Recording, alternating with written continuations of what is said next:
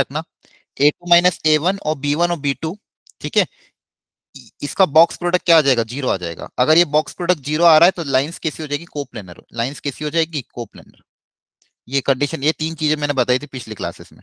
इसके अलावा एक जो बेसिक कंडीशन जो स्टार्टिंग में मैंने बताई थी, अगर मान लो एक्स एक्सिस, वाई एक्सिस और जेड एक्सिस है, ये एक्स एक्सिस है, वाई एक्सिस है और जेड एक्सिस है, जैसे वेक्टर के साथ होता था वैसे लाइन के साथ भी, अगर कोई लाइन तीनों एक्सिस के साथ कुछ ना कुछ एंगल बना रही है, एक्स के साथ मान लो एंगल बना रही है अल्फा, वाई के साथ एंगल बना रही है बीटा, और जेड के साथ एंगल बन रहा है गामा, ठीक है।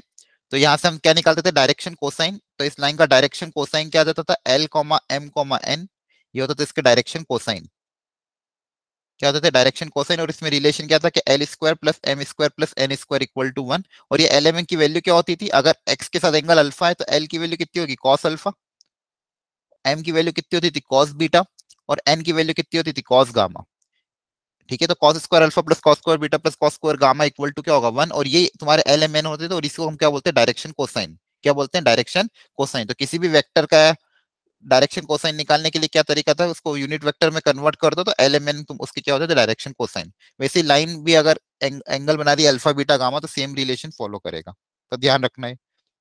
और डायरेक्शन रेशियोज क्या होते थे कि अगर L by A, M by B और एन बाई सी इस तरह से हैं कि ए बी सी का इनके साथ अगर रेशियो लू, अगर वो कॉन्स्टिनो इक्वल आ रहे तो ए बी सी क्या होते थे, डायरेक्शन रेशियोज होते थे। यहां तक कोई डाउट किसी को? No sir. ठीक है। अब देखो ये डायरेक्शन कोसाइन पे ना एक क्वेश्चन आता था, जनरली आता है, तो मैं क्वेश्चन आपको करा रहा हूँ। उस क्वेश्चन को करने का तरीका क्या होता है वो ध्यान समझना, ठीक है। बोला है कि लिखो, सब लोग ट्राई करना इस क्वेश्चन, क्वेश्चन अच्छा भी है और स्टैंडर्ड एक कॉन्सेप्चुअल मतलब इलस्ट्रेशन है ये एक तरह का। लिखो, find the angle between two line, find the angle between two lines whose direction cosine satisfies the equation, whose direction cosine satisfy the equation L plus M plus N equal to 0 and L square equal to M square plus N square, ठीक है। अब देखो यहाँ पे question question अलग special condition दिया है, दो कि दो लाइन है, दो कोई लाइन होगी किसी भी प्लेन में, वो दो लाइन इस तरह से है ताकि उनके डायरेक्शन कोसाइन इस तरह के रिलेशन फॉलो कर रहे हैं कि उनका सम 0 के बराबर है और एल स्क्वायर की value M square plus N square के बराबर है। तो उन दोनों लाइंस के बीच में एंगल क्या होगा ये पता करना है, उन दोनों लाइंस के बीच में एंगल, जो एंगल होगा वो पता करना है। तो अगर उन दोनों लाइंस के डायरेक्शन, उन दोनों लाइंस के पैरेलल जो वेक्टर है उनके अगर डायरेक्शन कोसाइन आ गए तो दोनों के बीच में एंगल आ जाएगा। एंगल निकालने का तरीका तो यही है, b1 dot b2 upon magnitude of b1 b2। तो अगर दोनों लाइंस के पैरेलल कोई भी यूनिट वेक्टर पता कर लिया अपन ने तो अपना काम हो जाएगा।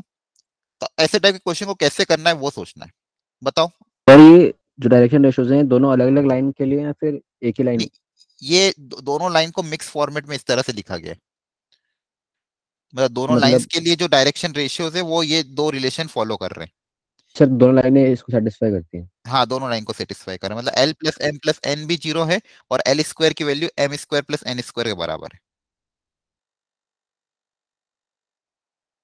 मतलब ऐसे डायरेक्शन रेशियोज हैं वो कि वो दोनों इक्वेशन को सेटिस्फाई कर रहे हैं,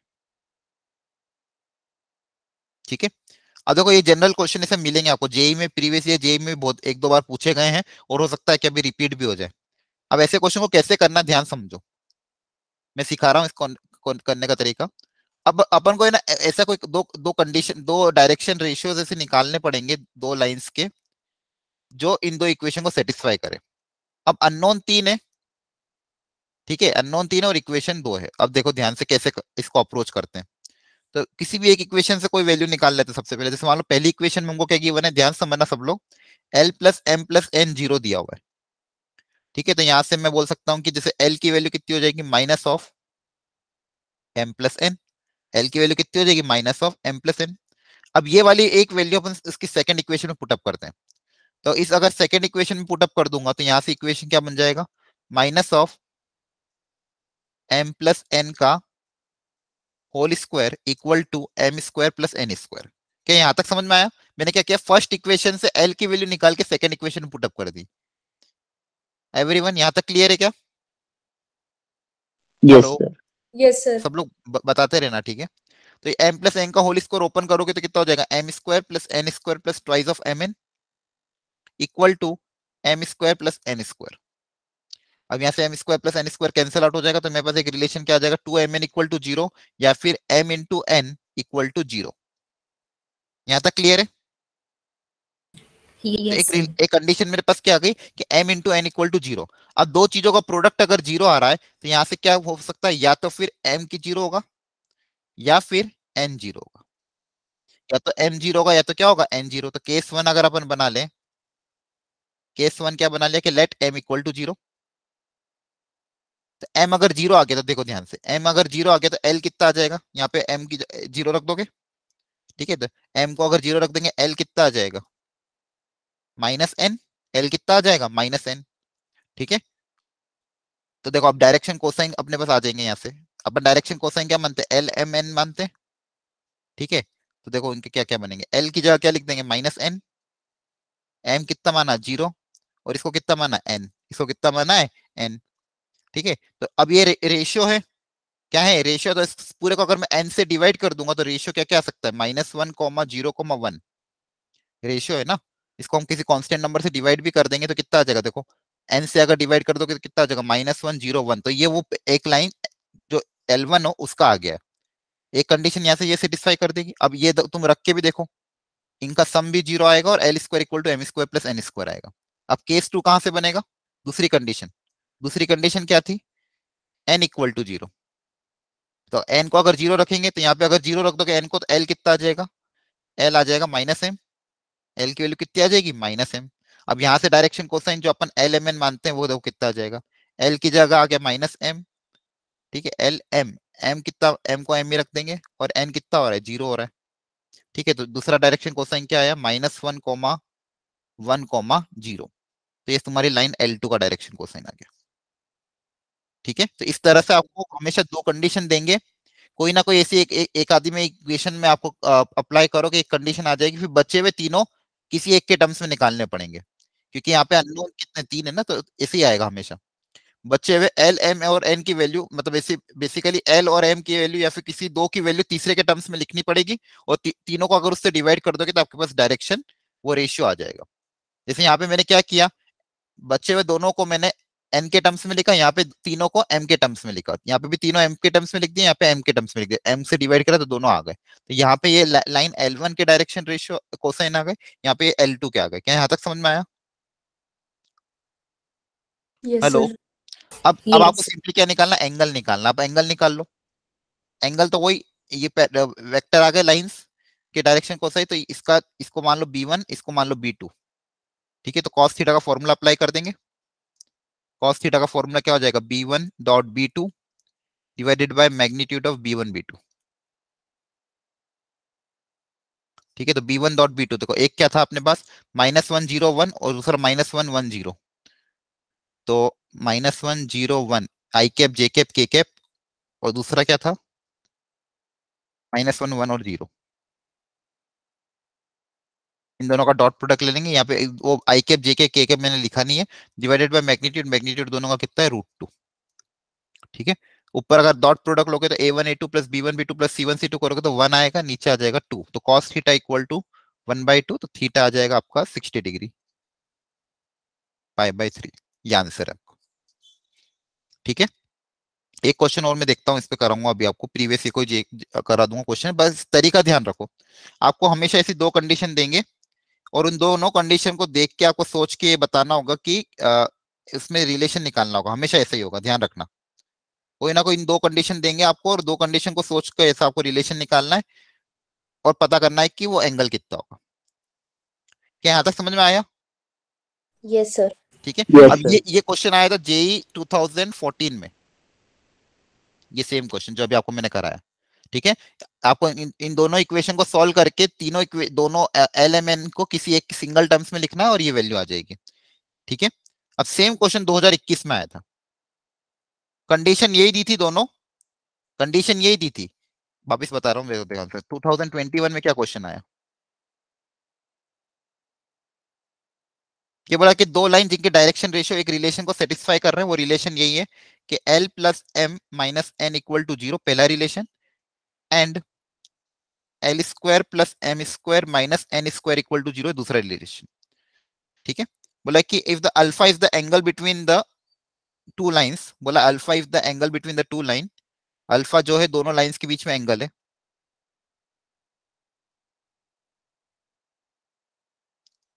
पूछा है कि फाइंड द वैल्यू ऑफ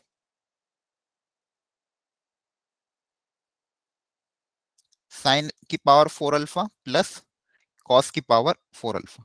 देखो सेम कंडीशन है, अभी 2021 में पूछ लिया था सेम क्वेश्चन, क्या कंडीशन सेम है, देखो ध्यान से, है ना, दोनों में कंडीशन सेम यस है, तो यहाँ सर। पे दोनों के बीच में एंगल कितना आ जाएगा, डिग्री। अब सी वैल्यू पुट अप करोगे आंसर आ जाएगा, क्या है, समझ में आ रहा है? Yes sir. ठीक है, तो देखो सेम टाइप का क्वेश्चन वापिस से पूछ लिया गया था, तो ऐसे क्वेश्चन आया तो आपको ध्यान रखना है। ठीक है, मैं एक आधा और देखता हूँ, एक बार और पूछा गया था पहले,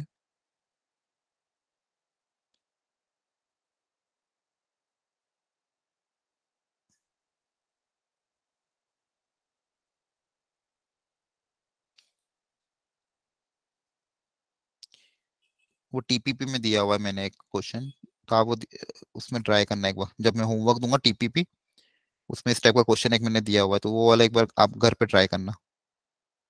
ठीक है, आज 3D की टीपीपी जो टेस्ट प्रैक्टिस प्रॉब्लम मैं आपको जब दूंगा, तो वो वाला क्वेश्चन आप लोग ट्राई करना एक बार। अच्छा, आपका मैथ्स का पेपर कैसा गया था जो स्कूल में हुआ था, भेजा नहीं आपने सर पेपर? अच्छा गया था। कैसा था, मतलब जो मैंने सैंपल पेपर भेजे थे उसी पैटर्न पे था? यस सर, एक ही करा था मैंने सैंपल पेपर, तो उसी से रिलेटेड क्वेश्चंस थे मोस्टली। अच्छा चलो बढ़िया, बाकी मतलब हो रहे थे क्वेश्चन, प्रोबेबिलिटी के हुए थे, 3D के तो खैर अभी पढ़ाया नहीं पूरा, वेक्टर के क्वेश्चन हुए थे? सर यस सर वेक्टर के पहले तो हो वीक का गए नहीं थे, हुआ था एक। ठीक है, और ये लाइन के रह गया इंटीग्रेशन? था सर, इंटीग्रेशन इजी आई थी सर। हो गई थी आसान थी इंटीग्रेशन। ठीक है, और ये एप्लीकेशन और डेरिवेटिव, और ये? सर उसका नहीं हुआ था। अच्छा अच्छा अच्छा, ठीक है, उसमें कोई डाउट आए तो आप अलग से भेज देना पेपर में से। ठीक है, ठीक है सर। सर एक क्वेश्चन अच्छा आया था, मतलब जेई लेवल के हिसाब का, तो मुझे लगा ही अच्छा लगा क्वेश्चन हाँ, उसमें। मिसलेनियस टाइप का कोई दे दिया, मिसलेनियस में भी मेंस नहीं लेवल सर, आपका आ जाता। डेटर्मिनेंट का क्वेश्चन था, उसमें स्केलर दे रखा था कि ये स्केलर मैट्रिक्स है, और फिर अच्छा, A22 A12 प्लस A23 कुछ ऐसे ही दे रखा था। हम्म, मतलब जो उसका डायगोनल होता है ना, एक की डायगोनल की वैल्यू दे रखी थी और एक के साइड वालों की वैल्यू दे रखी थी। अच्छा, तो इसमें इसमें यही ढूंढना था कि वो डायगोनल की वैल्यू होगी पूरी जो सम होगा। हाँ हाँ, मैं हाँ मतलब ऐसे ही क्वेश्चन था। पेपर तो अच्छे लेवल का बनाया होगा आपकी स्कूल वालों ने। दूसरी चीज, एक चीज मुझे आपको बतानी थी कि आपका क्राइटेरिया आपको पता है ना जनरल कैटेगरी का, कि 75% ऊपर चाहिए 12th में, यस सर। यस आपको सर। पता है ये बात? Yes sir. हाँ, तो ध्यान रखना, यस मतलब सर। थोड़ा क्या सा। है सर पूरा अच्छा, आपका ये क्राइटेरिया? ऑप्शनल सब्जेक्ट कौन सा है दूसरा? सर फिजिकल है। फिजिकल फिजिकल है एजुकेशन। ना, फिर ठीक है। होम ठीक है, साइंस। तो फिजिकल एजुकेशन स्कोरिंग है, मतलब उसको तो खैर तुम पढ़ लेना साइड बाय साइड, जब भी टाइम मिले, बाद में जेई के बाद भी पढ़ोगे तो भी चलेगा, लेकिन वो थियोरिटिकल है, तो उसमें तुम अच्छा स्कोर कर सकते हो, तो ओवरऑल परसेंटेज वो सुधार देगा आपका। दूसरा, आप मैथ्स में अच्छा स्कोर कर सकते हो, मैथ्स का पेपर, मतलब अगर तुम जेई की तैयारी कर रहे हो तो फिर आपका बोर्ड्स का पेपर तो अच्छे से जाना चाहिए, बस लिखना तो प्रॉपर तरीके से। ठीक है, मतलब लिखने का तरीका आपका अच्छा होना। अभी आपके स्कूल में जो एग्जाम हुए, फिर जो कॉपी जब चेक होगी, तो उसमें देखना क्या क्या मिस्टेक्स हो रही है। ठीक है, और एक बार आपका जेई का पहला अटेम्प्ट हो जाएगा ना, उसके बाद मैं आपको हम सैंपल पेपर भी दूंगा उसके अपन, और सैंपल पेपर आप सॉल्व करना, उसका डिस्कशन वगैरह भी हम कर लेंगे।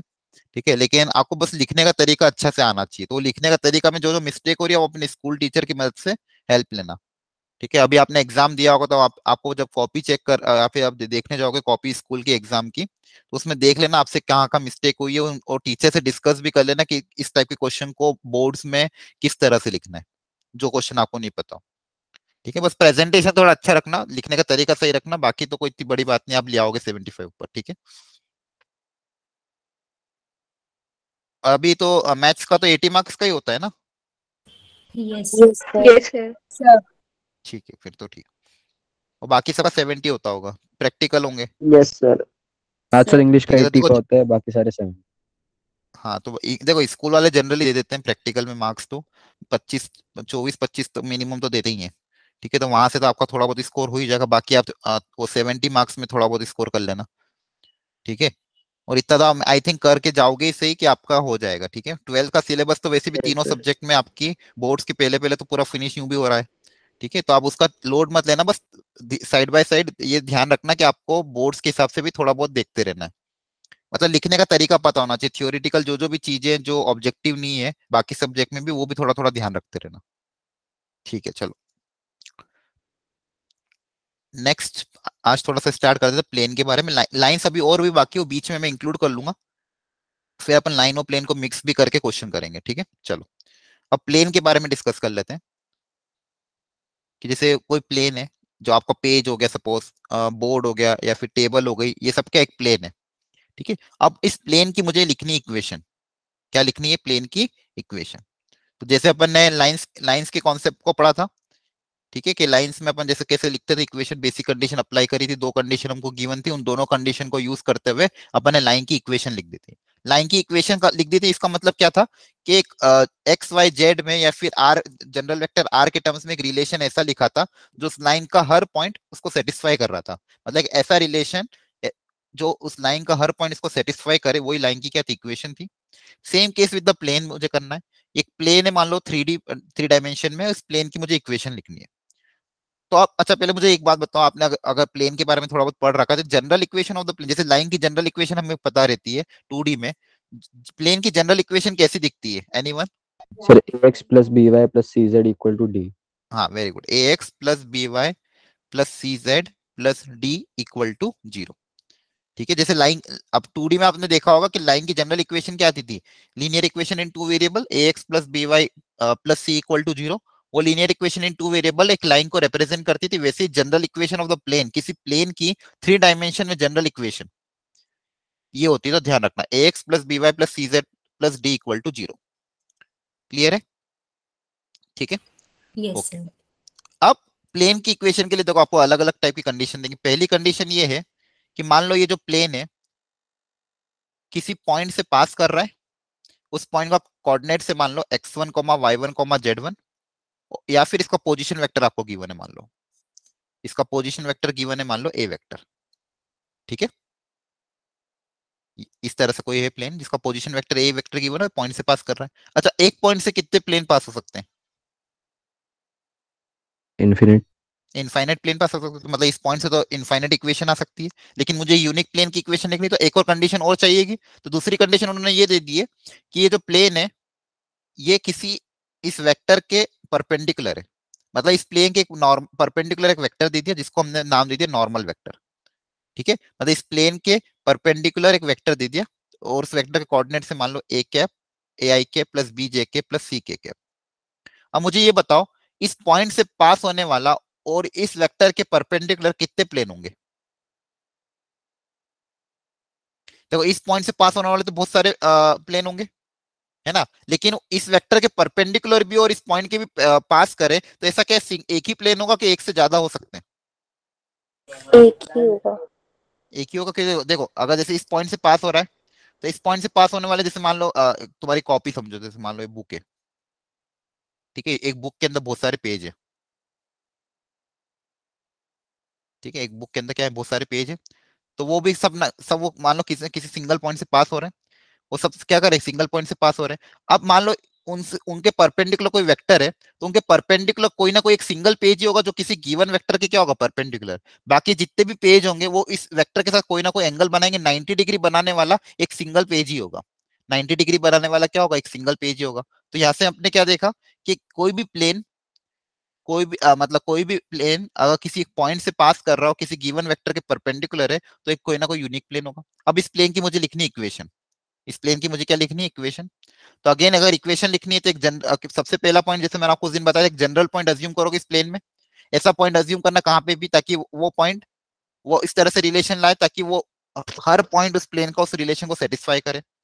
तो मान लो ये आपका गिवन पॉइंट था पॉइंट ए, इसका पोजीशन वेक्टर मैंने क्या माना ए वेक्टर। एक गिवन एक जनरल पॉइंट अज्यूम किया पी, जिसका पोजीशन वेक्टर मैंने मान लिया आर वेक्टर, और इसके कोऑर्डिनेट्स मैंने मान लिया X comma Y comma Z. General point के कोऑर्डिनेट क्या मान लिया X comma Y comma Z, और इसका पोजीशन वेक्टर क्या मान लिया आर वेक्टर। अब बताओ क्या रिलेशन डेवलप करें वेक्टर आर, वेक्टर ए और वेक्टर एन में, बोलो। आर ए माइनस आर ना एन के डॉट एन हाँ 0 होगा। वो 0 होगा, लेकिन उसके पहले स्टेप क्या आएगी, उसके पहले क्या बताओगे कि ये जो दोनों पॉइंट है इस प्लेन में लाई कर रहे, तो ये जो यस सर। वेक्टर होगा, कौन सा vector, AP vector. AP vector इस पूरे प्लेन के अंदर लाई करेगा, यस सर। है ना। अगर ये दोनों पॉइंट इस प्लेन के अंदर लाई करे तो एपी वेक्टर इस प्लेन के अंदर लाई करेगा। दूसरा ये नॉर्मल वेक्टर है जो प्लेन के परपेंडिकुलर है। अब अगर दो वेक्टर परपेंडिकुलर है तो AP vector lies in the plane, ठीक है, और एन उसका नॉर्मल वेक्टर है, परपेंडिकुलर तो प्लेन। तो एपी वेक्टर और एन वेक्टर कैसे होंगे, perpendicular. AP vector and N vector कैसे होंगे, परपेंडिकुलर। अब दो वेक्टर अगर परपेंडिकुलर है तो उनका डॉट प्रोडक्ट क्या होगा, उनका डॉट प्रोडक्ट क्या होगा, 0 होगा। तो AP dot N equal to 0। AP vector मतलब P vector minus A vector, मतलब R vector minus A vector dot N equal to 0। तो ये आपकी आ गई vector equation of the plane. ये आपकी क्या आ गई, it is nothing but the vector equation of plane.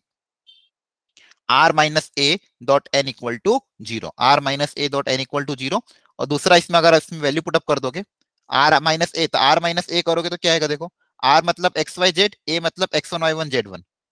तो आर माइनस ए करेंगे तो X minus X one I cap plus Y minus Y one J cap plus Z minus Z one K cap. ये हो गया आपका क्या, are minus ए। यहां तक समझ में आया।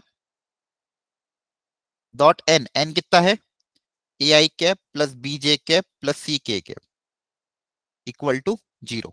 अब इन दोनों का डॉट प्रोडक्ट लोगे, डॉट प्रोडक्ट कैसे लेते हैं, आई का आई के साथ, जे का जे के साथ, के का के साथ। मतलब ये वाली वैल्यू पूरी मल्टीप्लाई होगी ए के साथ, ये वैल्यू मल्टीप्लाई होगी बी के साथ, ये वैल्यू मल्टीप्लाई हो जाएगी सी के साथ। तो मल्टीप्लाई करोगे तो देखो क्या आ जाएगा, ये हो जाएगा ए एक्स माइनस ए एक्स वन, यहाँ से आएगा बी वाई, तो मैं सबको साथ में लिख रहा हूँ। तो A X plus B Y plus C Z, ठीक है, और माइनस अगर कॉमन ले लोगे क्या बनेगा, A X one plus B Y one plus C Z one equal to 0।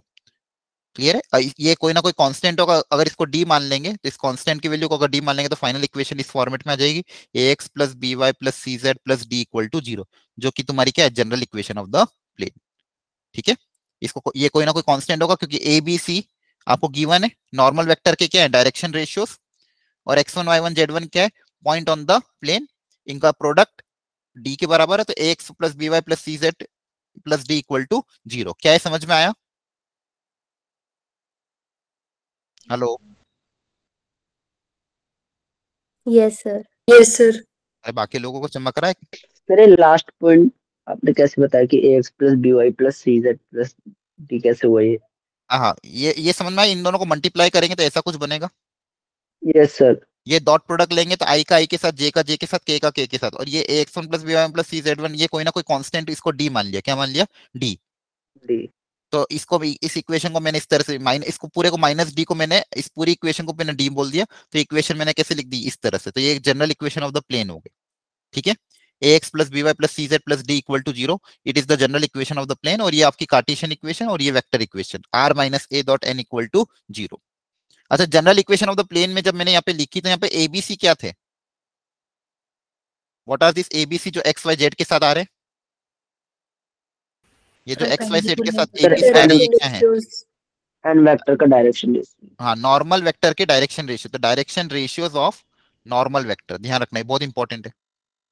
Direction ratios of normal vector. तो जैसे मैंने आपको बताया था लाइन के केस में, अगर लाइन की इक्वेशन आपको गिवन है, लाइन की इक्वेशन अगर आपको गिवन है, तो लाइन की इक्वेशन से आप क्या पता कर सकते हो कि लाइन के पैरेलल वेक्टर कौन है, वो लाइन किस पॉइंट से पास कर रही है। कभी भी लाइन की अगर इक्वेशन हमें पता है तो दिमाग में हमेशा रखना कि अगर लाइन की इक्वेशन पता है तो हमें क्या पता है, लाइन का पैरेलल वेक्टर पता है, लाइन किस पॉइंट से पास हो रही है ये पता है।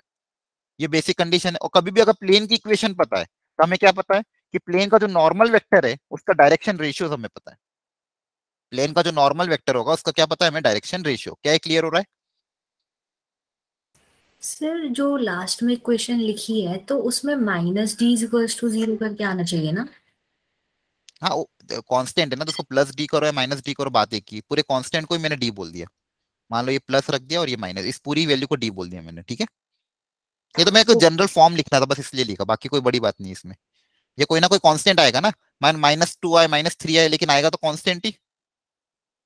Yes sir. ठीक है, तो इसलिए उसको मैंने पूरे को माइनस डी या प्लस डी बोलो, कुछ फर्क नहीं पड़ता। मेन तो आपका क्या है, इस फॉर्मेट में होगा ax + by + cz + d = 0। क्या है, समझ में आ रहा है? Yes sir. सबको क्लियर है? तो देखो यहाँ पे पहले मैं कंडीशन क्या गिवन थी, एक पॉइंट से पास हो रहा है और इसके नॉर्मल वेक्टर, तो एक पॉइंट से और एक नॉर्मल वेक्टर से जो ये प्लेन की इक्वेशन होगी वो इस तरह से होगी, r - a.n = 0। तो ध्यान रखना, ठीक है। सेकेंड, कि अगर मान लो एक प्लेन, अच्छा मुझे ये बताओ, 2 पॉइंट से कितने प्लेन पास होंगे? इनफिनिट। 2 पॉइंट मतलब, अब वो 2 पॉइंट मान लो यहाँ पे, अब मान लो 2 पॉइंट यहाँ पे आ गए तो होते, अब इन 2 पॉइंट से तो बहुत सारे प्लेन पास हो सकते हैं, राइट?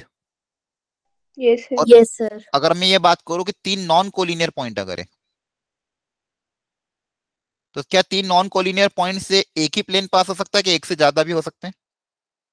सर एक ही हो। हाँ, एक ही होगा। अब अगर 3 नॉन कोलिनियर, देखो कोलिनियर होते तो कोलिनियर होते तो बहुत सारे हो जाते हैं, लेकिन अगर 3 नॉन कोलिनियर पॉइंट है तो उन 3 नॉन कोलिनियर पॉइंट से सिर्फ एक ही प्लेन पास होगा, ध्यान रखना, ठीक है। तो 3 नॉन कोलिनियर पॉइंट एक सिंगल प्लेन पास होगा, तो एक यूनिक प्लेन है, उस यूनिक प्लेन के मुझे इक्वेशन लिखनी। तो मान लो यहाँ पे 3 पॉइंट मुझे गिवन है ए बी सी, जिनके पोजीशन वेक्टर है ए वेक्टर, बी वेक्टर और सी वेक्टर, ठीक है। अब इस प्लेन की इक्वेशन लिखनी, तो बताओ कैसे लिखें, बोलो। सबसे पहला काम क्या करा, मैंने आपको सिखाया हमेशा, सबसे पहला काम क्या करो, एक जनरल पॉइंट अज्यूम करेंगे जिसका पोजीशन वेक्टर है आर वेक्टर। सर इनका ना वो कर सकते हैं, हाँ बताओ। R A R B R C का स्केलर प्रोडक्ट, स्केलर ट्रिपल नहीं नहीं, प्रोडक्ट वो तो 0। आप फाइनल आंसर बता रहे हो मुझे, पहले बेसिक तरीका बताओ। सबसे पहले क्या करें, मतलब आपको देखो प्लेन की इक्वेशन निकालने के लिए क्या चाहिए, पी ए एक, पी बी पी सी। हाँ, एक नहीं नहीं, आपको क्या चाहिए, एक नॉर्मल वेक्टर चाहिए और एक पॉइंट चाहिए प्लेन पे। अगर प्लेन पे एक यस पॉइंट सर। पता, नॉर्मल वेक्टर पता है, तो क्या प्लेन की इक्वेशन लिख दोगे कैसे, r - a.n = 0, राइट? अब यहाँ पे यस पॉइंट तो सर। बहुत सारे हैं, अब इस प्लेन के नॉर्मल अगर एक वेक्टर निकाले तो अपना काम हो जाएगा, ठीक है। तो बताओ इसका नॉर्मल वेक्टर कैसे निकालोगे? Sir cross sir product P A cross P B. अब देखो p तो अननोन है, तो p नहीं लेंगे, p तो अननोन है ना। ए बी क्रॉस ए सी। हाँ, कोई दूसरा जो दो नोन हो वो 2 वेक्टर ले लेते हैं। तो इस प्लेन पे कोई 2 वेक्टर ले लिए, मान लो ए बी वेक्टर और ए सी वेक्टर। अब ए बी, और ध्यान समझ, देखो कभी भी रटना मत प्लेन की इक्वेशन, बेसिक तरीका ध्यान रखो कि अगर नॉर्मल वेक्टर पता चल जाए, पॉइंट पता चल जाए, तो प्लेन की इक्वेशन लिख देंगे r - a.n = 0। अब यहाँ पे नॉर्मल वेक्टर दिया नहीं था, तो नॉर्मल वेक्टर निकालने के लिए मैं क्या कर रहा हूँ, अब प्लेन के ऊपर ए बी और A C are 2 vectors on the plane. अब बताओ क्या करेंगे, बोलो। तो नॉर्मल वेक्टर कैसे निकाल सकते हैं, बोलो जल्दी से। क्रॉस प्रोडक्ट ले हाँ, लेंगे। इन 2 वेक्टर का क्या ले लेंगे, क्रॉस प्रोडक्ट। तो इन 2 वेक्टर का क्रॉस प्रोडक्ट अगर आप ले लोगे तो जो वेक्टर मिलेगा उस प्लेन का क्या होगा, नॉर्मल वेक्टर होगा, ठीक है। यस। बस अब नॉर्मल वेक्टर पता है, आप कोई भी पॉइंट ले लो। अब मान लो एपी वेक्टर ले लेते हैं, तो एपी वेक्टर जो प्लेन के ऊपर लाई कर रहा है इस perpendicular to the normal vector again, तो हेंस इक्वेशन क्या बन जाएगी, AP.n = 0। एपी वेक्टर मतलब वही R vector minus A vector dot N vector, N vector मतलब ए बी क्रॉस ए सी। अब ए बी वेक्टर मतलब क्या लिख सकते हो, या तो बी माइनस ए, और ए सी को क्या लिख सकते हो, सी माइनस ए।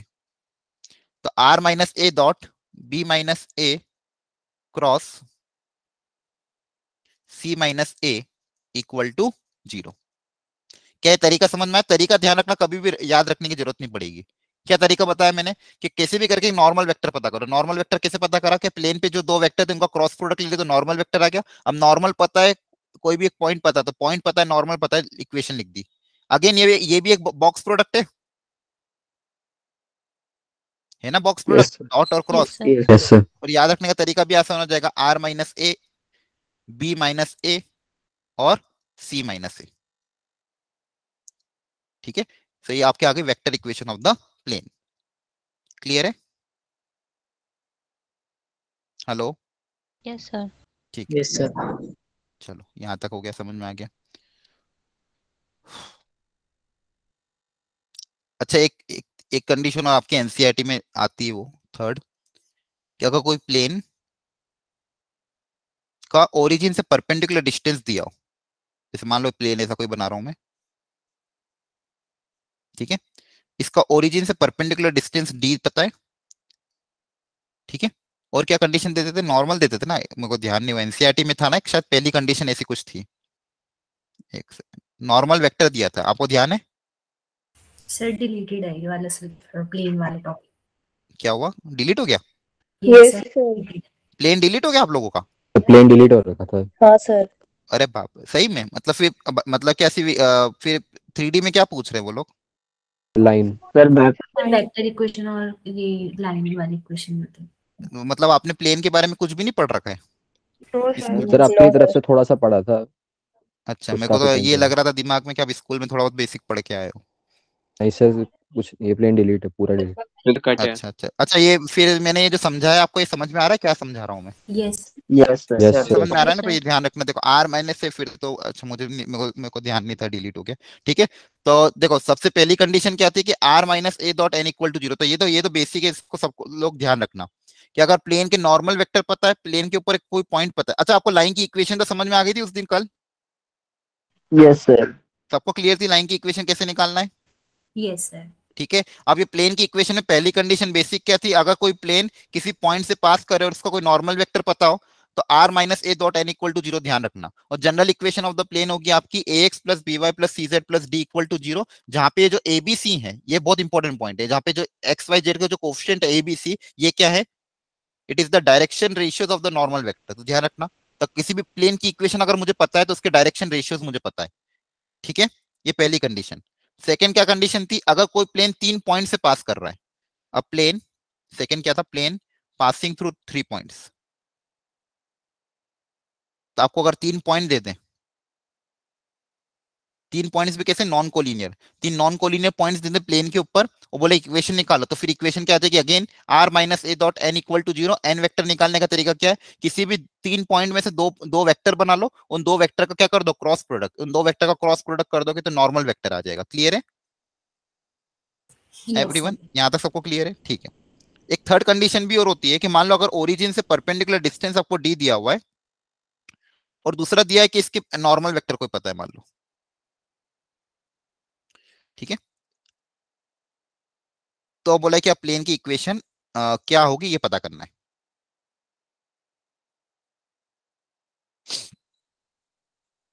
कोई पॉइंट नहीं दे रखे? नहीं नहीं, यहाँ पे आपको ओरिजिन से परपेंडिकुलर डिस्टेंस डी दिया हुआ है, कि ये जो प्लेन है इसका ओरिजिन से परपेंडिकुलर डिस्टेंस डी है, और इसका कोई ये नॉर्मल वेक्टर है। सर जो डी के डायरेक्शन कोसाइन होंगे ना, वही एन के होंगे। हाँ, वही एन के होंगे। इसको यूज कर सकते हैं शायद। हम्म,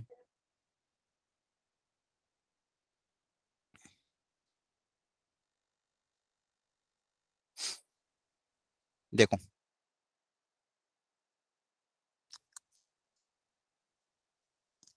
देखो, तो पहले ना एक काम कर सकते हैं, एक आइडिया है। बोलो, हाँ बोलो। तो पहले एन कैप निकाल लेंगे। हाँ, एन कैप निकाल लो। सर फिर एक वेक्टर बना देंगे डी का, डी एन कैप करके। हम्म, और सर फिर वो जो हमारा R minus A dot N जो कंडीशन होती है वो यूज कर लें। हाँ वो यूज कर लेंगे, सही बताया आपने। कि देखो प्लेन की इक्वेशन निकालने के लिए, बहुत बढ़िया, आपने प्लेन की इक्वेशन निकालने के लिए दो कंडीशन थी, जैसे लाइन के बारे में मैंने आपको बताया था, एक लाइन की इक्वेशन निकालने के लिए एक पॉइंट पता हो, पैरेलल वेक्टर पता हो, तो अपन लाइन की इक्वेशन लिख देते हैं। अगर ये वेक्टर ए है, वेक्टर बी है, तो लाइन की इक्वेशन होती थी R equal to A plus lambda B. ये लाइन की इक्वेशन है, बेसिक ध्यान रखना। वैसे प्लेन में भी अगर मुझे कोई नॉर्मल वेक्टर दे दे और उस प्लेन पे कोई पॉइंट दे दे तो काम हो जाएगा। अब देखो इस प्लेन पे अगर ये पॉइंट में कंसीडर करूँ, इसका पोजीशन वेक्टर अगर लिखना हो, तो पोजीशन वेक्टर हम कैसे लिखते हैं, वेक्टर का मैग्नीट्यूड, किसी भी वेक्टर का वेक्टर अगर लिखना हो तो उसका मैग्नीट्यूड इनटू डायरेक्शन। अब मैग्नीट्यूड, अब ये जो वेक्टर होगा जिसका पोजीशन वेक्टर ये, इसका मैग्नीट्यूड तो पता है मुझे डी, इसका डायरेक्शन क्या होगा, नॉर्मल जैसा ही होगा, क्योंकि ये भी प्लेन के परपेंडिकुलर है। क्या ये बात सबको समझ में आती है? इस वेक्टर के पैरेलल वेक्टर कौन सा होगा, नॉर्मल वेक्टर ही होगा, क्योंकि ये भी परपेंडिकुलर है और ये भी क्या है, परपेंडिकुलर। ठीक है, तो मान लो ये पॉइंट है ए, तो ए वेक्टर को अगर मैं ऐसे लिख दूं, ए का पोजीशन वेक्टर मैग्नीट्यूड तो डी और डायरेक्शन एन कैप। तो क्या ये सही लिखा है? Hello hello. Yes yes sir. ठीक है, बाकी लोग समझो इस बात को ध्यान से। इस प्लेन का मान लो कोई नॉर्मल वेक्टर आपको पता है, ठीक है, तो ये ओरिजिन से इसका परपेंडिकुलर डिस्टेंस मान लो डी है, ओरिजिन से परपेंडिकुलर डिस्टेंस डी दिया हुआ है, तो ये कोई ना कोई पॉइंट होगा ए। तो ये जो पोजीशन वेक्टर होगा, ये पोजीशन वेक्टर में लिख रहा हूं, तो क्योंकि बाकी इसमें भी तो यही करा था स्टार्टिंग में, आपको एक पोजीशन वेक्टर दिया था ए वेक्टर। वेक्टर कैसे लिखते हैं? Magnitude into direction. तो मैग्नीट्यूड तो मुझे पता है डी, और डायरेक्शन क्या, अब ये भी परपेंडिकुलर डिस्टेंस है, ये भी परपेंडिकुलर, तो डायरेक्शन क्या होगा? एन के पी होगा। तो वेक्टर ए क्या हो जाएगा मेरा? डी इंटू एन के। वेक्टर ए क्या हो जाएगा? डी इंटू एन के। मैग्नीट्यूड हो गया डी, डायरेक्शन हो गया एन के, तो ये वेक्टर ए आ गया। अब सिंपली सिर्फ क्या करना है? R minus A dot N equal to 0, ठीक है। R minus A, R minus A मतलब आर माइनस ए मतलब D into N cap dot N equal to 0, ठीक है। ठीक है, अब चाहो तो इस n को भी आप कैसे लिख सकते हो? वेक्टर है ये भी, कोई ना कोई ये n वेक्टर है, इसको भी चाहो तो आप या तो डी एन कैप के टर्म्स में लिख सकते हो, या फिर इसको अंदर मल्टीप्लाई कर देना, तो ये हो जाएगा r डॉट एन माइनस, या फिर इसको ऐसे लिख देना। एक काम करते हैं, इसको थोड़ा सिंप्लीफाई करने के लिए इस n वेक्टर को भी मैं वापिस, नॉर्मल वेक्टर है तो डी एन के टर्म्स में ही लिख देते हैं, क्योंकि वो भी तो नॉर्मल वेक्टर ही होगा, ठीक है। तो आपको मान लो एन के पी गिवन है, ऐसा सोचो। अब ये जब अंदर मल्टीप्लाई हो जाएगा, या फिर इसमें से देखो ये कितना हो जाएगा? R dot N cap into D minus D square N cap into N cap कितना हो जाएगा? 1। N cap into N cap कितना हो जाएगा? 1। पूरे में से डी कॉमन आ रहा है, तो R dot N cap minus D equal to 0, या फिर R dot N cap equal to D, where N cap is the unit normal vector and D is the perpendicular distance from the origin, ठीक है। तो आपको एक normal vector देंगे, या तो नॉर्मल वेक्टर देंगे या तो फिर यूनिट नॉर्मल वेक्टर देंगे। तो देखो ये भी एक स्टैंडर्ड कंडीशन आ गई, ठीक है। R dot N cap equal to D, N cap is what? Unit normal vector,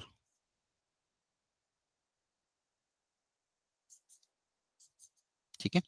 अब देखो इससे रिलेटेड मैं क्वेश्चन कर रहा था, तो आपको ज्यादा क्लियर होगा इससे रिलेटेड क्वेश्चन कैसे आते हैं वो समझना। तो यहाँ से आपको ये समझना सबसे पहले तो कि प्लेन की जनरल इक्वेशन होती है ax plus B Y plus C Z plus D equal to 0 type से, और वेक्टर इक्वेशन अगर लिखनी है तो r minus A dot N equal to 0, where a is the position vector of the point जहां से प्लेन पास कर रहा है, and n is the normal vector, ठीक है। बस ये मेन कंडीशन है। अब इसके अलावा अगर आपको 3 पॉइंट दे दे तो आप नॉर्मल वेक्टर निकाल लेना, वापिस से r minus A dot N equal to 0 कर देना। मेन तो ये 2 टाइप की इक्वेशन ही होती है, और एक परपेंडिकुलर डिस्टेंस d का जो रिलेशन होता है बस वो ये याद रखना है कि r minus N R dot N cap equal to जो d करते, तो d क्या आता है? d is the perpendicular distance from origin, d is nothing but the perpendicular distance from origin. अब इस पे देखो मैं बहुत अच्छा क्वेश्चन कराता हूँ। जैसे मान लो आपको ये बोला है, गिवन अ प्लेन आपको दे दिया, मान लो 2x minus Y plus Z plus 4 equal to 0। एक प्लेन की इक्वेशन दे दी आपको। क्या ये प्लेन की इक्वेशन है? हेलो यस सर बाकी लोग, आपको लोगों को समझ में आ रहा है कि नहीं आ रहा है? Yes sir. Yes yes sir. Sir. Answer देते रहना, नहीं तो मुझे लगेगा भाई ऊपर से तो नहीं जा रहा है। ये प्लेन की इक्वेशन है। अब बोला है कि find the perpendicular distance from origin, find perpendicular distance from origin. तो इसको करने के 2 तरीके, एक तरीका आगे बताऊंगा, लेकिन एक तरीका भी बेसिक यहां से समझ लो। इस प्लेन का ओरिजिन से परपेंडिकुलर डिस्टेंस कितना होगा ये पूछा है, और एक सेकंड एक ये पूछा है, और एक ये भी पूछा है कि इसका नॉर्मल वेक्टर कौन सा होगा, इस प्लेन का नॉर्मल वेक्टर, मतलब ऐसा वेक्टर जो इस प्लेन के परपेंडिकुलर हो। तो फर्स्ट पार्ट का आंसर बताओ, नॉर्मल वेक्टर क्या होगा इस प्लेन का? 2i कैप माइनस जे कैप प्लस के कैप। हाँ, 2i कैप माइनस जे कैप प्लस के कैप। तो आपको मैंने क्या सिखाया था? एक्स वाई जेड के जो कोफिशिएंट होंगे वो आपके क्या होंगे? नॉर्मल वेक्टर के डायरेक्शन रेशियोस। क्या ये सबको बात समझ में आती है? तो नॉर्मल वेक्टर क्या आ जाएगा? 2i कैप माइनस जे कैप प्लस के कैप। एवरीवन जल्दी बताओ, बाकी लोग। 2i कैप माइनस जे कैप प्लस के कैप। देखो नॉर्मल यहाँ पे एक्स वाई जेड के कोएफिशिएंट क्या थे, 2 माइनस 1 और 1, वही क्या होंगे, नॉर्मल वेक्टर होंगे। वही क्या होगा आपका नॉर्मल वेक्टर। जैसे मान लो अगर ऐसा होता 3x minus 2y plus 4z plus 5 equal to 0, तो बताओ इसका नॉर्मल वेक्टर क्या था। 3i cap minus 2j cap plus 4k cap. हाँ very good, 3i cap minus 2j cap plus 4k cap. तो ये बेसिक ध्यान रखना सबको। अगर ये प्लेन है तो ये इसका नॉर्मल है। तो प्लेन की इक्वेशन से आपको नॉर्मल पता है, ये हमेशा ध्यान रखना। प्लेन की इक्वेशन पता है मतलब क्या पता है, उसका नॉर्मल वेक्टर पता है। प्लेन की इक्वेशन पता है मतलब क्या पता है, उसका नॉर्मल वेक्टर पता है। तो सेम यहाँ पे भी, यहाँ पे प्लेन दिया था तो उसका नॉर्मल वेक्टर अपन ने निकाल लिया, तो ये आपका नॉर्मल वेक्टर n आ गया। ठीक है, अब आपको बोला कि perpendicular distance from the origin कितना होगा, ये बोला गया। ठीक है, तो मैं क्या कर रहा हूं, देखो ध्यान से, इसको मैं इस फॉर्मेट में कन्वर्ट करने की कोशिश कर रहा हूं। अगर ये इस फॉर्मेट में लिख दिया R dot N cap equal to D, अगर मैंने इसको इस फॉर्मेट में लिख दिया R dot N cap equal to D, मतलब आर के साथ एन कैप अगर जोड़ दिया तो जो डी होगा वो वही क्या होगा आपका परपेंडिकुलर डिस्टेंस होगा। ठीक है, आर मतलब एक्स वाई जेड के कोएफिशिएंट। तो इस देखो, इसको सेकंड पार्ट को करने का तरीका समझो ध्यान से। सबसे पहले तो इसको लिखा मैंने 2x minus Y plus Z equal to -4। ठीक है, अब ये माइनस इधर इधर पॉजिटिव बनाना है, इसको पूरे को माइनस से मल्टीप्लाई कर दिया क्योंकि उधर आरएचएस में पॉजिटिव चाहिए, डिस्टेंस डी क्रिएट करना है। तो हो जाएगा -2x plus Y minus Z equal to 4। ठीक है, अब आर के साथ, आर मतलब क्या था, x I cap plus Y J cap और जेड के कैप। आर मतलब क्या है, x I cap Y J cap और जेड के कैप। अब आर के साथ क्या चाहिए, नॉर्मल का यूनिट वेक्टर। नॉर्मल का क्या चाहिए, यूनिट वेक्टर। तो इसको यूनिट वेक्टर में अगर कन्वर्ट करना है तो काई से डिवाइड करना पड़ेगा, इसका मैग्नीट्यूड कितना आएगा, मैग्नीट्यूड मैग्नीट्यूड कितना आएगा इसका, √6। हाँ, तो √6 से डिवाइड करोगे तो एन कैप आ जाएगा। √6 से डिवाइड करोगे तो क्या आ जाएगा, एन कैप आ जाएगा। तो देखो ये प्लेन की इक्वेशन गिवन थी, इसको मैंने सबसे पहले माइनस से मल्टीप्लाई किया, दोनों तरफ √6 से डिवाइड कर रहा हूँ। दोनों तरफ अगर √6 से डिवाइड कर देंगे तो ये बन गया। ठीक है, अब इसमें से अगर मैं इसको अगर आर एक्स वाई जेड, तो मतलब क्या हो गया, आर वेक्टर, और ये बचे हुए कोएफिशिएंट किसके, एन कैप के, इक्वल टू डी। तो ये इस फॉर्मेट में लिख सकते हैं, R dot N cap, R मतलब X Y Z, N cap मतलब ये, इन दोनों को प्रोडक्ट करूंगा तो यही आएगा, इक्वल टू डी। तो ये जो डी है यही मेरा क्या है, perpendicular distance from the origin. क्या है, समझ में आया। यस ठीक है, सर। तो ओरिजिन से परपेंडिकुलर डिस्टेंस निकालने के लिए कुछ मत करना, जो भी नॉर्मल वेक्टर उसको यूनिट वेक्टर में कन्वर्ट कर देना। मतलब प्लेन की इक्वेशन को इस तरह से R dot N cap equal to D लिख देना। इसके बाद मैं एक तरीका और सीखूंगा जो इससे थोड़ा आसान है। ठीक है, वो आगे सीखेंगे अपन, लेकिन एक ये इसको मेरे को मतलब बेसिकली इसका एक एप्लीकेशन बताना था कि अगर ओरिजिन से परपेंडिकुलर डिस्टेंस अगर निकालना हो तो इक्वेशन को किस फॉर्मेट में लिख दिया, आर डॉट एन कैप, किस फॉर्मेट में लिख दिया, आर डॉट एन कैप, फिर जो आरएचएस में जो क्वांटिटी बचेगी वही आपका क्या होगा, ओरिजिन, वो हो जाएगा perpendicular distance from the origin.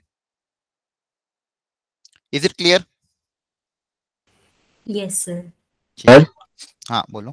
Sir जैसे हमने जो किया इस मेथड में, इसको हम जनरलाइज भी कर सकते हैं ना, मतलब 4 by magnitude of a² plus b² plus c²। हाँ कर सकते हो, कर सकते हो, सर हमने जनरलाइज भी कर मतलब सकते वही किया स्टेप में, हो। मतलब हाँ देखा वही जाए। किया है, बस समझाना था मुझे कि ये जो R dot N cap equal to D का जनरल तरीका क्या है, मतलब बेसिकली एप्लीकेशन क्या है। खैर अगर ओरिजिन से परपेंडिकुलर डिस्टेंस पूछेंगे तो वो एक आगे जाके में एक कॉन्सेप्ट पढ़ेंगे कि किसी भी प्लेन का पॉइंट से डिस्टेंस निकालने का तरीका क्या है, फॉर्मूला। और फॉर्मूला भी काफी आसान होता है, जैसे लाइन में होता है वैसे प्लेन में होता है। तो आप कोई भी पॉइंट का एक प्लेन से परपेंडिकुलर डिस्टेंस निकाल सकते हो, वो बनेगा यही। आपको जो कांस्टेंट होगा डी, उसको नॉर्मल के यूनिट वेक्टर से क्या करना है, डिवाइड करना है, मैग्नीट्यूड से क्या करना है, डिवाइड। जो भी कांस्टेंट है ना, यहाँ पे जो भी कांस्टेंट रहता है उसको क्या कर आप कर रहे हो, उस नॉर्मल के मैग्नीट्यूड से डिवाइड कर रहे हो, वही आपका डिस्टेंस डी आ रहा यस सर। है ना। हाँ तो वही वहां पे भी वही बनेगा। ठीक है, हमने नॉर्मल एक तरीके से डिफाइन ही वैसे किया था एक स्टेप में, हाँ वही वही ऊपर में। नॉर्मल भी है ही वही। बाकी लोगों को समझ में आ रहा है। Yes sir. ओके, तो ये ध्यान रखना। ठीक है, चलो यहाँ तक आपको मैंने समझा दिया कि प्लेन क्या होता है, प्लेन की इक्वेशन निकालने का तरीका क्या होता है, और ये उसका क्या निकाल लिया अपन ने, जनरल फॉर्मेट भी एक निकाल लिया। ठीक है, चलो एक क्वेश्चन कराता हूँ मैं आपको, थोड़ा सा अच्छा क्वेश्चन है, कॉन्सेप्ट, चलो थोड़ा सा दिमाग लगाना इसमें। लिखो सब लोग इस क्वेश्चन को, बोले find the coordinate of foot of perpendicular, find the coordinate of foot of perpendicular drawn from origin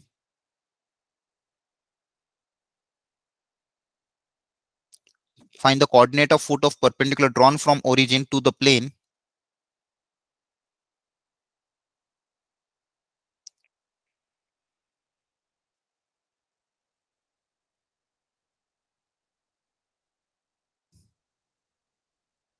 ठीक है। ये कोई प्लेन है और ओरिजिन से इस पे एक परपेंडिकुलर बनाया है, तो जो परपेंडिकुलर बनाया है उसका जो फुट है उसका कोऑर्डिनेट पूछा है। मतलब बेसिकली क्या है, ये मान लो कोई प्लेन है, ठीक है, ये प्लेन है और कहीं ना कहीं मान लो ये ओरिजिन है, ओरिजिन से इस पे परपेंडिकुलर ड्रॉप किया है, तो जहां पे परपेंडिकुलर मीट कर रहा है ये जो फुट है इसका कोऑर्डिनेट पूछा है। क्वेश्चन समझ में आया सबको? Hello, yes sir. सबको क्वेश्चन समझ में आया? ठीक है, ट्राई करो आप।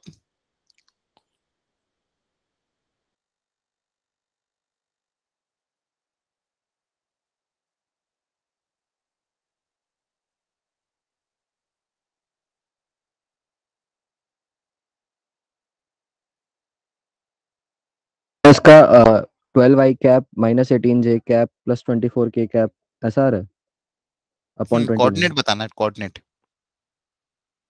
कोऑर्डिनेट क्या होगा उस फुट का?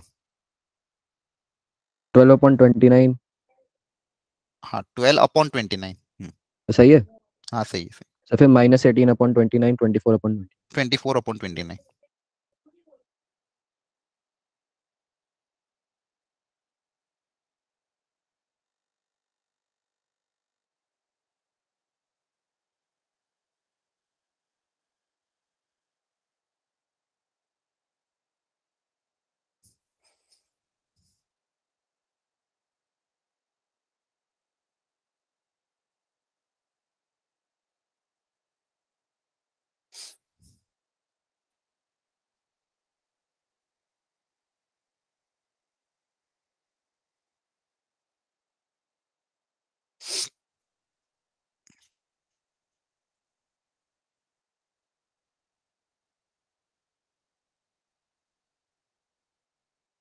बाकी लोग भी तो सोचो थोड़ा सा।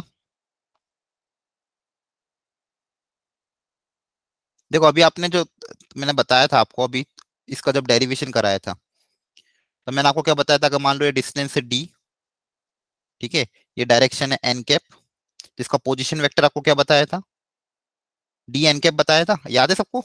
Yes sir. है ना?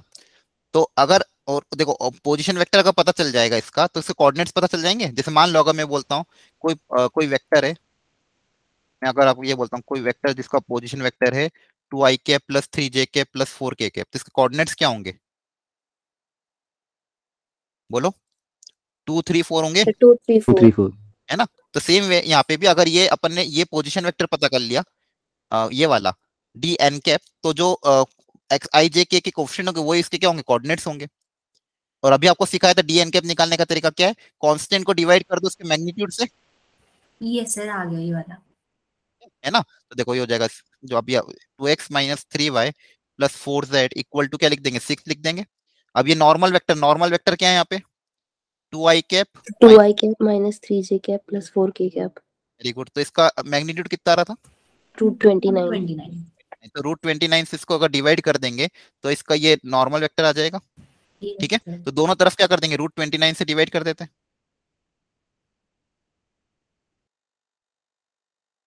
ठीक है, क्लियर है? तो ये क्या हो जाएगा, r dot N cap equal to D. तो बताओ डी कितना है? 6/√29। वेरी गुड, डी कितना हो गया, 6/√29। ये आपका हो गया डी, सॉरी डी मैग्नीट्यूड। यहाँ तक समझ में आया क्या सबको? यहाँ तक कोई डाउट हो तो पहले पूछ लो। सर आ गया। सबको आ गया, ठीक है। अब करना क्या है, बस डी डॉट एन कैप आपका क्या था, ये रहा, ठीक है। तो ये जो वेक्टर है, मान लो ओ ए वेक्टर, तो ओ ए वेक्टर को लिखने का एक तरीका और क्या है, D dot N cap, sorry D into N cap. तो डी मतलब 6/√29 इंटू एन कैप कितना है, आई कैप जे कैप और के कैप। तो इस रूट 29 को अंदर भेजोगे तो हो जाएगा 12/29 आई कैप माइनस 3/29 जे कैप प्लस 4/29 के कैप। तो कोऑर्डिनेट्स क्या आ जाएंगे? 12/29 माइनस 3/29 कॉमा 4/29। क्या ये समझ में आया? बहुत बढ़िया क्वेश्चन था ये। देखो उसका एप्लीकेशन कितना अच्छे से यूज किया अपन ने, ध्यान आया इसका, इसलिए इसका प्रूफ मैंने बताया था आपको। Hello, yes sir. Yes sir. ठीक है। तो ध्यान रखना, ये बेसिकली क्या होता है कि are dot N cap equal to D का अपन ने तरीका अपनाया। फिर मैंने आपको ये पोजीशन वेक्टर निकाल लिया अपन ने, तो पोजीशन वेक्टर से कोऑर्डिनेट आ गया। कोऑर्डिनेट भी किसके है? फुट ऑफ परपेंडिकुलर के। तो फुट ऑफ परपेंडिकुलर कोऑर्डिनेट क्या है? 12/29 माइनस 3/29 प्लस 4/29। ये तो ये बेसिक तरीका है जो ध्यान रखना है आपको। यहाँ तक समझ में आ गया सबको? Yes sir. 6/√29 जो है वो 3/√29 से मल्टीप्लाई नहीं करा। नहीं ना, सॉरी किया है मैंने, यहाँ पे गलत लिख दिया। 18/29 18 आएगा और ये कितना आ जाएगा? 24। हाँ ठीक है। Yes sir. इसमें -1 से मल्टीप्लाई नहीं कराना था। हाँ यहाँ पे इस बार क्योंकि यहाँ पे ऑलरेडी ये कांस्टेंट इधर उधर लेगा तो पॉजिटिव है ना। पिछली बार क्या था, उधर जो उधर कांस्टेंट ले जा रहा था तो नेगेटिव बन रहा था ना। तो ये डी को पॉजिटिव, डी क्या है? डिस्टेंस है, इसलिए पहले माइनस से मल्टीप्लाई किया। इस बार तो ऑलरेडी पॉजिटिव था इसलिए माइनस से मल्टीप्लाई नहीं किया। आया समझ में? Yes hello, sir. वो पिछली बार मल्टीप्लाई इसलिए किया था क्योंकि वो डिस्टेंस था, तो डिस्टेंस को पॉजिटिव बनाना था। ठीक है, ओके सर। ओके। और किसी को डाउट यहाँ तक कोई? बोलो बोलो जल्दी से, एवरीवन जल्दी बोलो। No sir. ठीक। अच्छा अभी मेरे को एक फटाफट बताओ, अगर कोई पॉइंट, कोई प्लेन 3 पॉइंट से पास कर रहा है जिनका पोजीशन वेक्टर है ए वेक्टर, बी वेक्टर और सी वेक्टर, तो बताओ प्लेन की इक्वेशन क्या है, कैसे लिखोगे? क्या आई थी, याद है क्या? R vector minus A sir vector R minus A box product, box बना देते हैं। आर माइनस ए फिर माइनस ए सी माइनस। हाँ बी माइनस ए और सी माइनस ए। इसको ध्यान रख लेना, ये भी याद नहीं भी रखोगे तो आपको तरीका पता है, नॉर्मल वेक्टर पता कर लेना, आ जाएगा। क्लियर है? Yes sir. ओके। एक और फॉर्मेट होता है प्लेन की इक्वेशन इंटरसेप्ट फॉर्म में, इंटरसेप्ट फॉर्म ऑफ प्लेन। जैसे लाइन में होता था ना 2D के अंदर कि एक लाइन कोऑर्डिनेट एक्सिस को एक्स और एक्स इंटरसेप्ट पता है, वाई इंटरसेप्ट पता है, तो प्लेन की लाइन की इक्वेशन लिखो। वैसे अगर एक्स इंटरसेप्ट पता है, वाई इंटरसेप्ट पता है, जेड इंटरसेप्ट पता है, अगर मतलब एक प्लेन जो एक्स एक्सिस और वाई एक्सिस को किसी डिस्टेंस पे कट कर रहा है, ठीक है, एक्स को कट कर रहा है मान लो ए डिस्टेंस पे, वाई एक्सिस को कर रहा है बी डिस्टेंस पे, और जेड एक्सिस को कर रहा है मान लो सी डिस्टेंस पे, तो इस प्लेन की इक्वेशन क्या होगी ये पता करना है। तो क्या तरीका होगा पता करने का? सर वही बॉक्स वाला यूज कर लेंगे। हाँ, क्या इस प्लेन पे 3 पॉइंट पता है आपको? Yes sir. हाँ Yes, वेरी sir. गुड। एक तो ये पॉइंट पता है ए, ये पॉइंट पता है बी, ये पॉइंट पता है सी। ये ए क्या है बताओ? ए का कोऑर्डिनेट ए कॉमा 0,0 ए। हाँ तो ए आई कैप, बाकी दोनों तो 0 होंगे। क्या समझ में आ रहा है? Yes sir. Yes sir. B J Y और जेड कोऑर्डिनेट, सॉरी एक्स और जेड कोऑर्डिनेट क्या होंगे? 0, और सी क्या हो जाएगा? सी के कैप। सी के कैप। तो आपको 3 पॉइंट प्लेन पे पता है जिनके पोजीशन वेक्टर है ए vector, B vector, C vector. क्या आप इक्वेशन निकाल सकते हो? हेलो, है ना? जैसा भी, लेकिन इसका जब सिंपलीफाई किया ना तो बहुत स्टैंडर्ड इक्वेशन बहुत सिंपल आ रही थी, तो मैं डायरेक्ट रिजल्ट लिख रहा हूँ। कार्टेशियन फॉर्मेट में इक्वेशन इस तरह से आ रही थी, x बाई ए जैसे लाइंस में आती थी 2D में, y by B plus Z by C equal to 1। ठीक है, तो it is equation of the plane जिसका x इंटरसेप्ट, y इंटरसेप्ट और z intercept A B C अगर हो तो इस प्लेन की इक्वेशन ये आएगी, x by a plus y by B plus Z by C equal to 1। ठीक है, तो ये इसको बोलेंगे equation of plane in intercept form.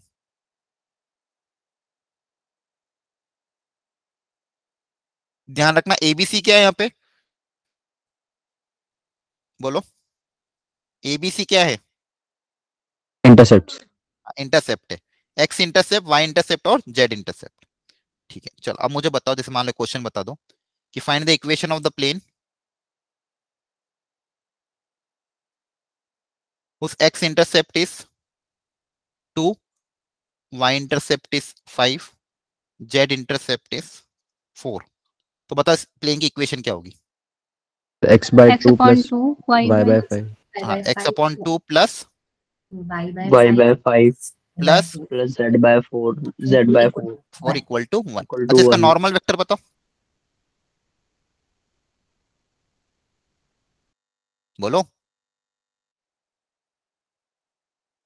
Normal vector क्या बताया था?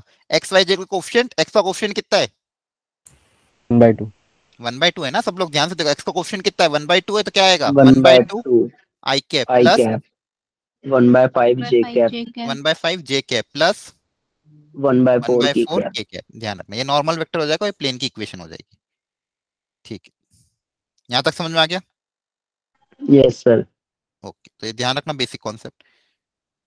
एक सेकेंड, एक चीज और मुझे बतानी थी, वो कवर कर लेता हूँ।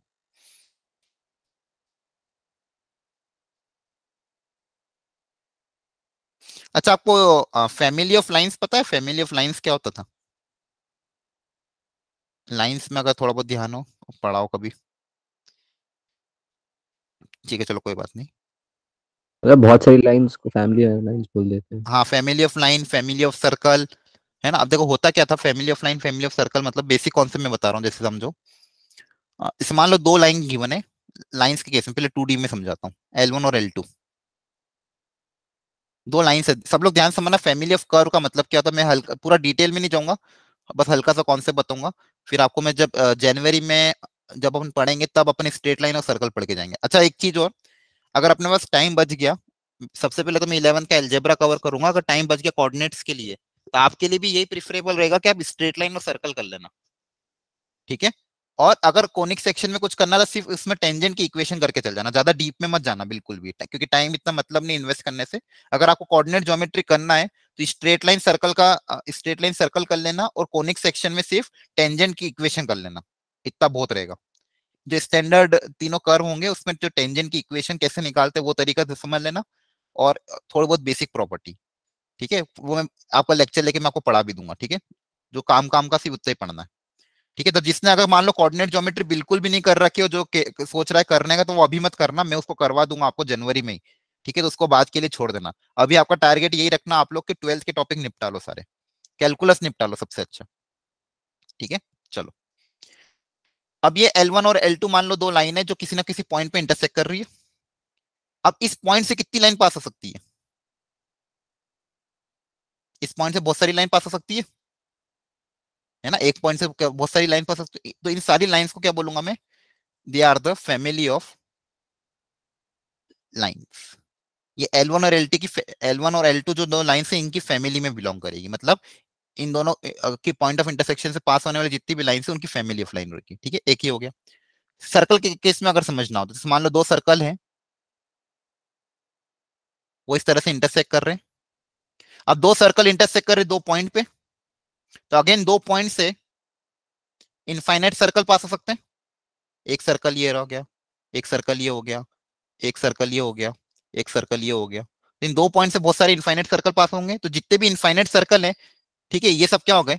उन दोनों सर्कल की family, the family of circles. दोनों जो गिवन सर्कल उनकी क्या हो गई? फैमिली हो गई। तो यहाँ पे देखो, आपको यहाँ पे लाइंस गिवन थी L1 L2, यहाँ पे मान लो सर्कल की इक्वेशन गिवन है S1 और S2।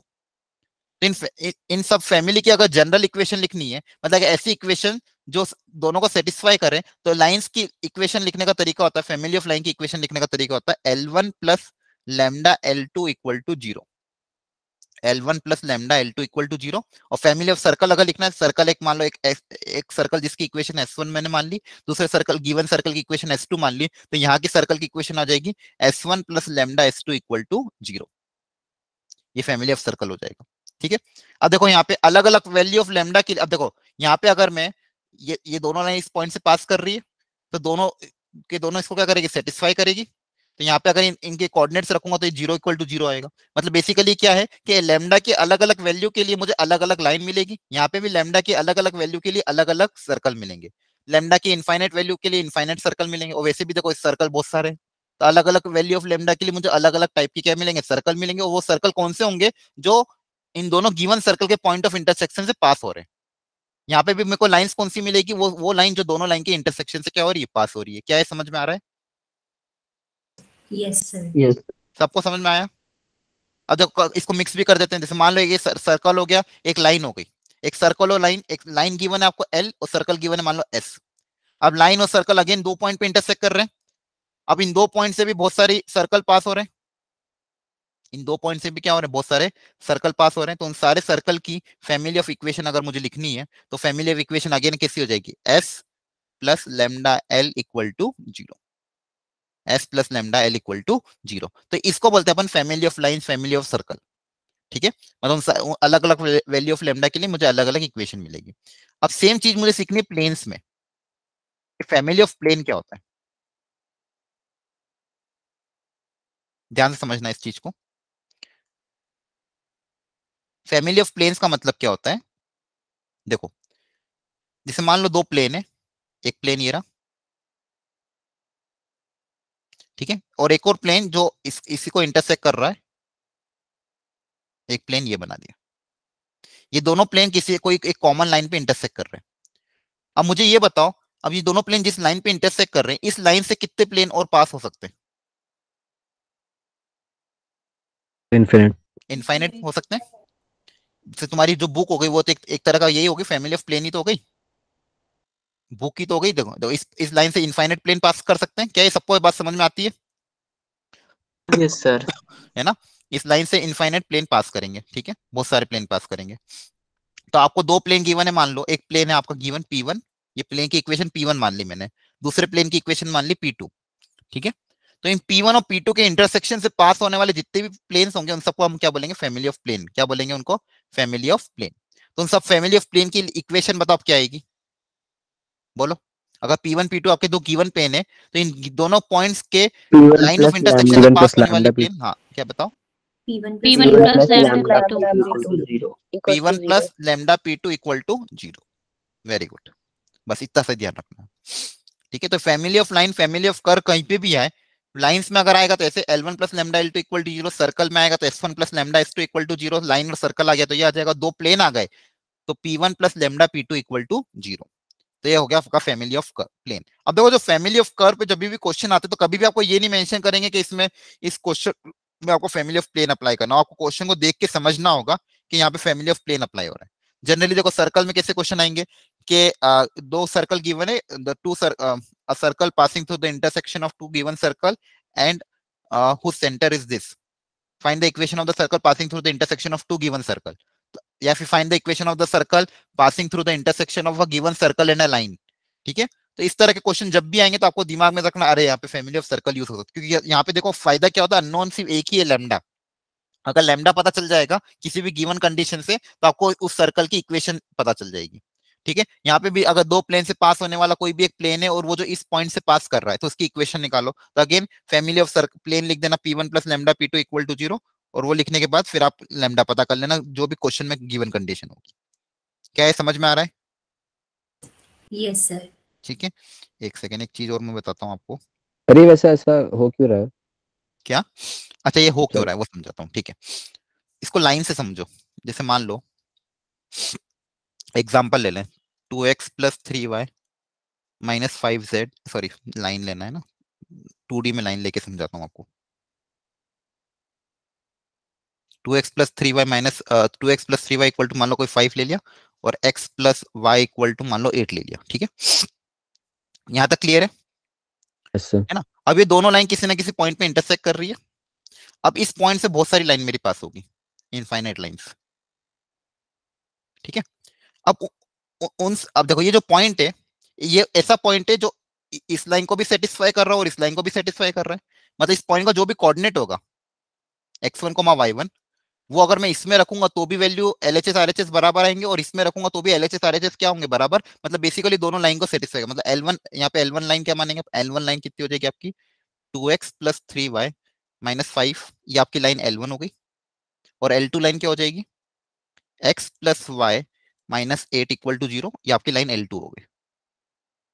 ठीक है, अब मैं ये बोल रहा हूँ कि इस इन दोनों के पॉइंट ऑफ इंटरसेक्शन से जितनी भी लाइन पास हो रही है उसकी इक्वेशन हमने कैसे लिखी, L1 plus lambda L2 equal to 0। ठीक है, अब देखो ध्यान से, L1 plus lambda L2 equal to 0। अब मान लो अगर इसमें मैं पॉइंट रखता हूँ x1 y1, अब ये जो लाइन है मान लो जिसकी मुझे इक्वेशन लिखनी, मान लो इस लाइन की इक्वेशन है L। ठीक है, अब इस लाइन की इक्वेशन मान लो L है, तो इसको मैं इस फॉर्मेट में लिख रहा हूँ L1 plus lambda L2 equal to 0। अब ये भी किससे पास कर रही है, पॉइंट x1 y1 से। अब अगर x1 y1 इसमें रखा तो क्या इसको सेटिस्फाई करेगा? देखो x1 रखेंगे इसके अंदर तो L1 भी 0 हो जाएगा और L2 भी कितना हो जाएगा, 0। क्या ये समझ में आता है?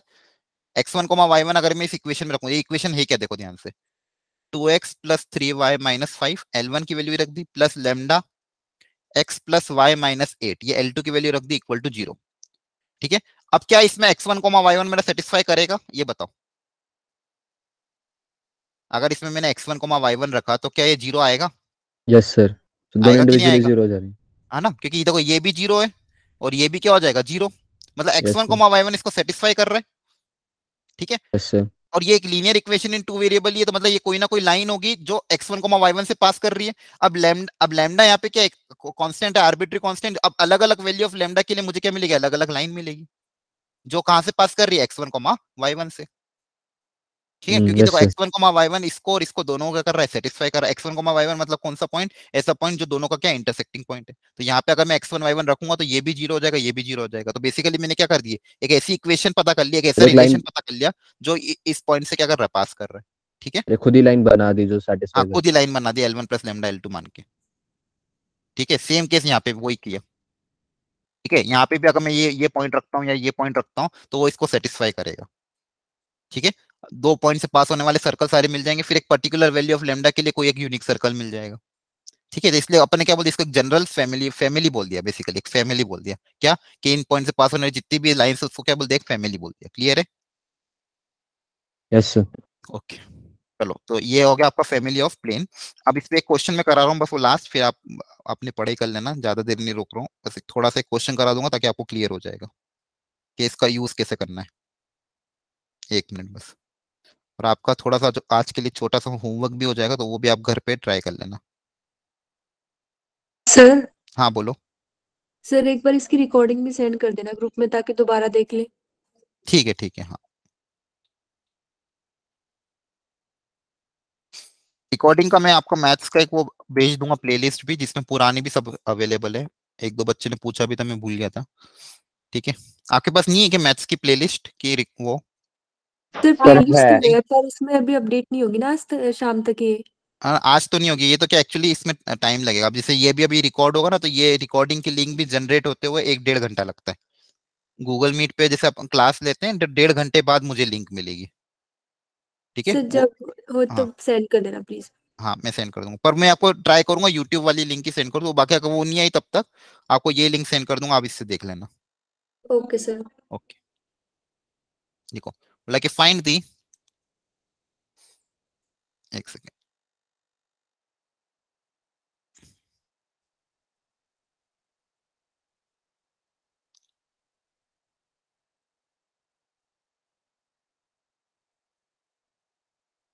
find the equation of plane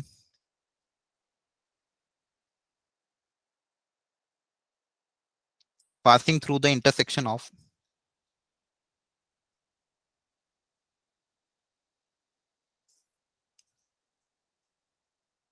planes।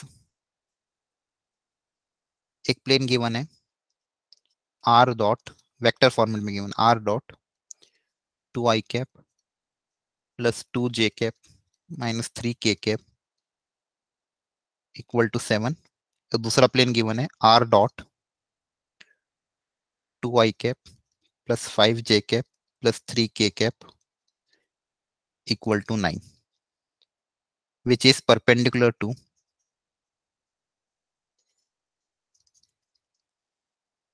x minus y plus z equal to 0।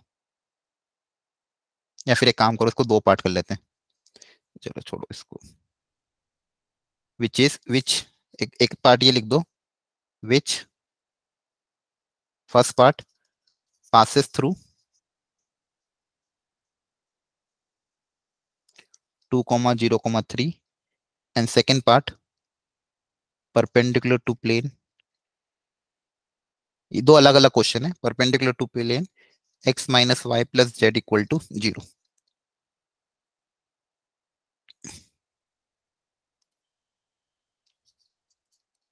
पहले क्वेश्चन को मतलब समझो. क्वेश्चन का मतलब समझ में आया सबको? दो प्लेन गिवन है आपको. एक प्लेन ये है, दूसरा प्लेन ये रहा मान लो.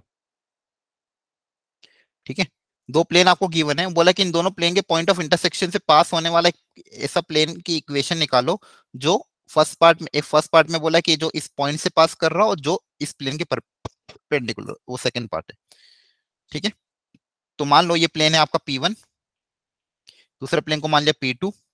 तो ये है प्लेन P1, ये है प्लेन P2. तो इनके लाइन ऑफ इंटरसेक्शन से पास होने वाले इनफाइनाइट प्लेन होंगे. उस इनफाइनाइट प्लेन में आपको ऐसा प्लेन पता करना है जो किसी गिवन पॉइंट 2,0,3 से क्या कर रहा है, पास कर रहा है. ठीक है, अब वो इनफाइनाइट प्लेन में इस पॉइंट से पास करने वाला तो एक यूनिक प्लेन ही होगा. तो वो यूनिक प्लेन आपको पता करना है जो 2,0,3 से पास कर रहा है फर्स्ट पार्ट में. तो बताओ कैसे करें? सब लोग बताओ, सोचो जल्दी से. जैसे जब normal equation of planes, family of planes की इक्वेशन आती है उसमें 2,0,3 वैल्यू पुट कर देंगे. हाँ, वेरी गुड. लैम्डा आ जाएगा. सबसे पहले इस प्लेन की इक्वेशन लिख लो सब लोग कि इन दोनों प्लेन से पास होने वाले प्लेन की इक्वेशन क्या होगी. अभी बताया था आपको, क्या बोलो? P1 plus P1 plus plus lambda lambda P2 equal to 0. Very good. तो ये प्लेन की इक्वेशन होगी P1 plus lambda P2 equal to 0. P1 बताओ, P1 क्या है फर्स्ट प्लेन की इक्वेशन? अगर मान लो कार्टेशियन फॉर्मेट में लिखना हो तो ये तो वेक्टर फॉर्मेट में दी है, तो आर की जगह क्या लिख दोगे? बोलो. आर वेक्टर क्या होता है? जनरल वेक्टर होता है ना आर. अच्छा, आपको आर वेक्टर क्या होता है सब लोग बताओ. xi cap plus yj cap plus z. हाँ, आर वेक्टर क्या होता है? General vector xi cap plus yj cap plus zk cap. ठीक है, अब आर डॉट ये जब करोगे तो प्लेन की इक्वेशन क्या बनेगी? 2x plus 2y minus 3z और 7 उधर चल जाएगा, -7 इक्वल टू 0. तो ये आपको प्लेन P1 आ गया. क्या ये समझ में आया? प्लेन की इक्वेशन लिखी मैंने कार्टेशियन फॉर्मेट में. जिसको नहीं आया पूछ लो, कोई दिक्कत नहीं है.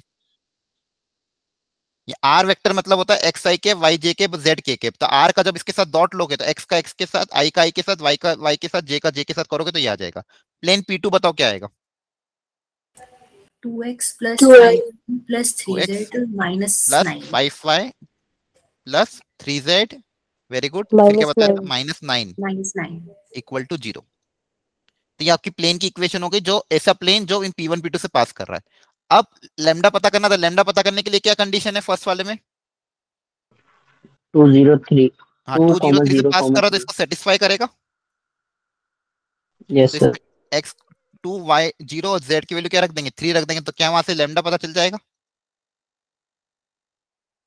x को 2, मतलब ये जो गिवन प्लेन है इस पॉइंट से पास कर रहा है, तो x को 2, y को 0, z को 3 रख देंगे तो क्या लैम्डा पता चल जाएगा? बोलो. सर ये वैल्यूज किसी 8203. Yes sir. हाँ, ये वैल्यू ये क्वेश्चन में दिया हुआ था कि हमको एक ऐसा प्लेन पता करना है जो P1 और P2 से पास करेगा और 2,0,3 से पास कर रहा है. Passes through the point 2,0,3. तो इस प्लेन की इक्वेशन निकालनी थी जो 2,0,3 से पास कर रहा था. इस प्लेन की मैंने फैमिली ऑफ प्लेन से इक्वेशन क्या लिखी? P1 plus lambda P2. अब अगर ये इस पॉइंट से पास कर रहा है तो इसको सेटिस्फाई करेगा. तो x की जगह 2, x की जगह 2, y की जगह 0, z की जगह 3 रख दूंगा दोनों में, तो वहां से लैम्डा आ जाएगा. क्या ये समझ में आया? Yes sir. ठीक है, अब जो लैम्डा आएगा, लैम्डा की वैल्यू वापस यहाँ पुटअप करोगे तो आपके पास क्या आ जाएगी? Equation of plane. आपके पास प्लेन की क्या आ जाएगी इक्वेशन? जो लैम्डा आएगा, सपोज लैम्डा इक्वल टू 2 आया तो लैम्डा की वैल्यू 2 यहाँ पे रख देना तो प्लेन की इक्वेशन आ जाएगी. तो फर्स्ट पार्ट सॉल्व हो गया. तो फर्स्ट पार्ट में लैम्डा निकालने के लिए आपको कंडीशन ये दी थी. अब सेकंड पार्ट में बोला है कि वो प्लेन इस प्लेन के परपेंडिकुलर है. तो अब बताओ लैम्डा कैसे निकलेगा? सर जैसे जो हमारा प्लेन आ गया लैम्डा की फॉर्म में, उसका एक वो निकाल लेंगे यूनिट हाँ. वेक्टर, परपेंडिकुलर कौन सा vector, vector? Normal vector. Normal vector. हाँ, उसका नॉर्मल वेक्टर निकाल लो. फिर और सर इसका भी निकाल लेंगे जो गिवन है. हाँ, फिर डॉट प्रोडक्ट 0. नहीं, डॉट क्यों 0 होगा? डॉट 0 होगा क्या? हाँ, डॉट 0 होगा. क्यों? क्योंकि दोनों वेक्टर कैसे हैं? परपेंडिकुलर है.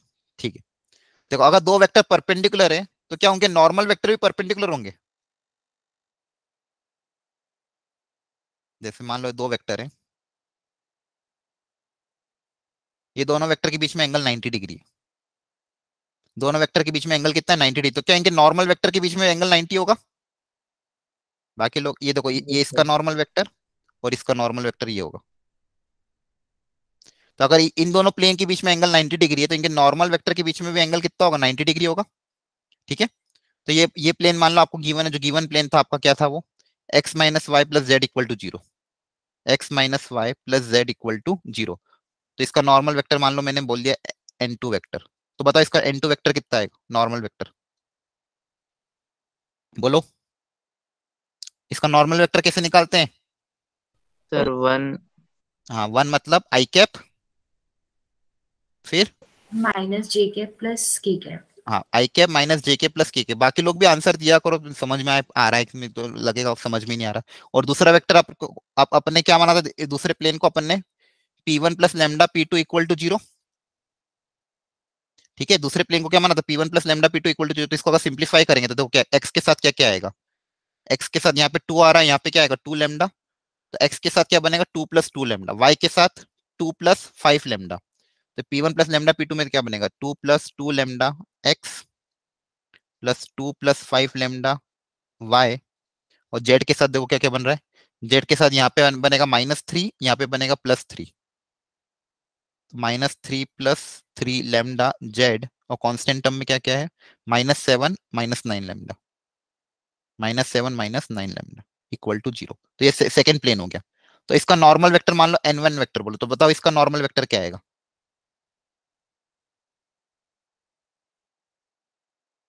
बताओ इसका 2 नॉर्मल plus वेक्टर 2 क्या आएगा? lambda I cap. 2 plus 2 lambda I cap. I cap plus 2 plus 5 जो भी लैम्डा एक्स वाई जेड के कोएफिशिएंट होंगे वही नॉर्मल वेक्टर होंगे, यही बता रहा हूँ बार बार मैं। ठीक है, अब दोनों प्लेन अगर परपेंडिकुलर है तो दोनों नॉर्मल वेक्टर भी कैसे होंगे? परपेंडिकुलर। क्योंकि दोनों प्लेन परपेंडिकुलर तो उनके नॉर्मल वेक्टर के बीच में भी एंगल क्या होगा? 90 डिग्री। तो अगर दो वेक्टर के बीच में एंगल 90 डिग्री है तो उनका डॉट प्रोडक्ट क्या हो जाएगा? 0। तो इन दोनों का डॉट प्रोडक्ट अगर आप 0 कर दोगे तो आपके पास वहां से क्या आ जाएगा? लैम्डा। क्लियर है? Yes sir. ठीक है, वो लैम्डा की वैल्यू वापस यहाँ रख देना, तो आपके पास क्या आ जाएगी? प्लेन की इक्वेशन। क्योंकि अल्टीमेटली आपको निकालना क्या था? प्लेन की इक्वेशन निकालना था। क्लियर है सबको? आप हेलो? Yes sir. तो ये ध्यान रखना, ठीक है। तो जैसे आपको मैंने अब ये बताया कि दो लाइन के बीच में जो एंगल होता है, यहां तक समझ में आ गया क्या सबको? Yes sir. चलो टाइम तो हो गया क्या? अच्छा मुझे ये बताओ कि सुबह अगर क्लास रखूं तो आप ज्वाइन कर पाओगे मॉर्निंग में? No Yes, sir. sir, कर नहीं। लेंगे। Yes sir. केमिस्ट्री के लिए भी वो कर पढ़ने में। पढ़ना है 1 घंटे की, सिर्फ आधा 40 मिनट की। कल नहीं हो पाया, कल बायो का पेपर है। बायो का पेपर है कल? यस सर, मेरा भी है। अच्छा अच्छा अच्छा, चलो ठीक है, फिर देखते हैं। फिर कल, फिर शाम को तो आपकी दोनों केमिस्ट्री क्लास होगी ना? 2 केमिस्ट्री क्लास है। सोमेश सर की 2 क्लास हो गई आज? कल आपकी कितनी क्लास है? कल एक ही क्लास है कि 2 है? शेड्यूल जो सर बनाया था मैंने, एक मिनट में देख लेता हूँ। कल शायद मैंने 2 क्लास रखी होगी आपकी, 1 सेकंड। सर केमिस्ट्री की एक है, मैथ्स की भी एक है। सर एक एक है दोनों। कल क्या तारीख है? 20। 20। अच्छा हाँ, मैंने सुबह एक मैथ्स की रखी थी, शाम को केमिस्ट्री की रिवीजन क्लास रखी थी। ठीक है, तो कल तो बायो का पेपर भी। ठीक है, फिर मॉर्निंग में नहीं अटेंड कर पाओगे ना आप लोग? तो एक काम करना, कल तो आप पढ़ो, परसों तो आपको केमिस्ट्री का पेपर ही है ना? Yes sir. Yes sir. फिर शाम को तो आपकी फिजिक्स की रिवीजन क्लास रख दी है। फिर डायरेक्ट क्लास अपनी कब आ रही? गुरुवार को आ रही है। ठीक है, फिर गुरुवार को पढ़ेंगे। एक्चुअली मैं ये टारगेट मेरा ये था कि अगर आधे घंटे की भी क्लास अगर अटेंड कर लोगे तो आपकी जो एनसीईआरटी की एक्सरसाइज है वो आप अटेम्प्ट कर लेते। आपने ये 11.3 थोड़ी अटेम्प्ट करी एनसीईआरटी की लास्ट सर एक्सरसाइज? नो नहीं सर। की। No sir. हाँ, वो ही मुझे करवानी थी एक्चुअली। तो या तो अभी रुक सकते हो 15 minute? Yes sir. Yes, sir. 10 minute भी रुक जाओगे तो हो जाएगा काम। मैं कॉन्सेप्ट बता दूंगा, Yes, फिर sir. वो हो जाएगा exercise complete. Okay, 10 sir. Minute रुक सकते हो सब लोग? Yes, sir. Yes sir. तो फिर कल क्लास एक में बार आने की जरूरत। लास्ट वाला हेलो, क्वेश्चन पूरा कर सकते हैं? कौन सा वाला? अभी जो किया था, परपेंडिकुलर टू प्लेन। उसमें कोई आंसर नहीं आ रहा है क्या? वैसे लैम्डा कैंसिल हो रहा है। लैम्डा कैंसिल आउट हो रहा है किस वाले में? पॉइंट वाले में? Sir perpendicular to x plus x minus Y plus Z.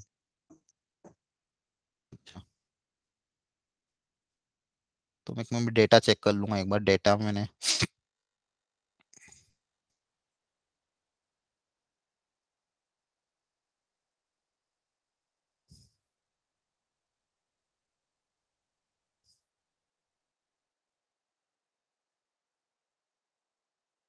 यहाँ पे आप n रखोगे तो लैम्डा कैंसिल हो रहा है क्या, देख लेते हैं।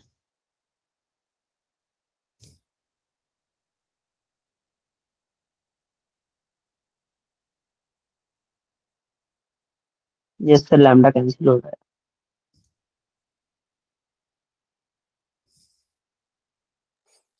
प्लस का 2 माइनस का 5 प्लस का 3, हाँ लैम्डा ये उड़ जाएगा।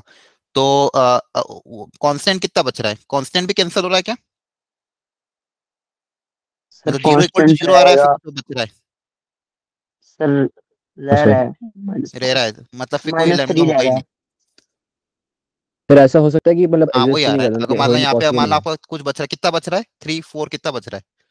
-3। -3 -3। बचा, तो -3 इक्वल टू 0 क्या ये पॉसिबल है?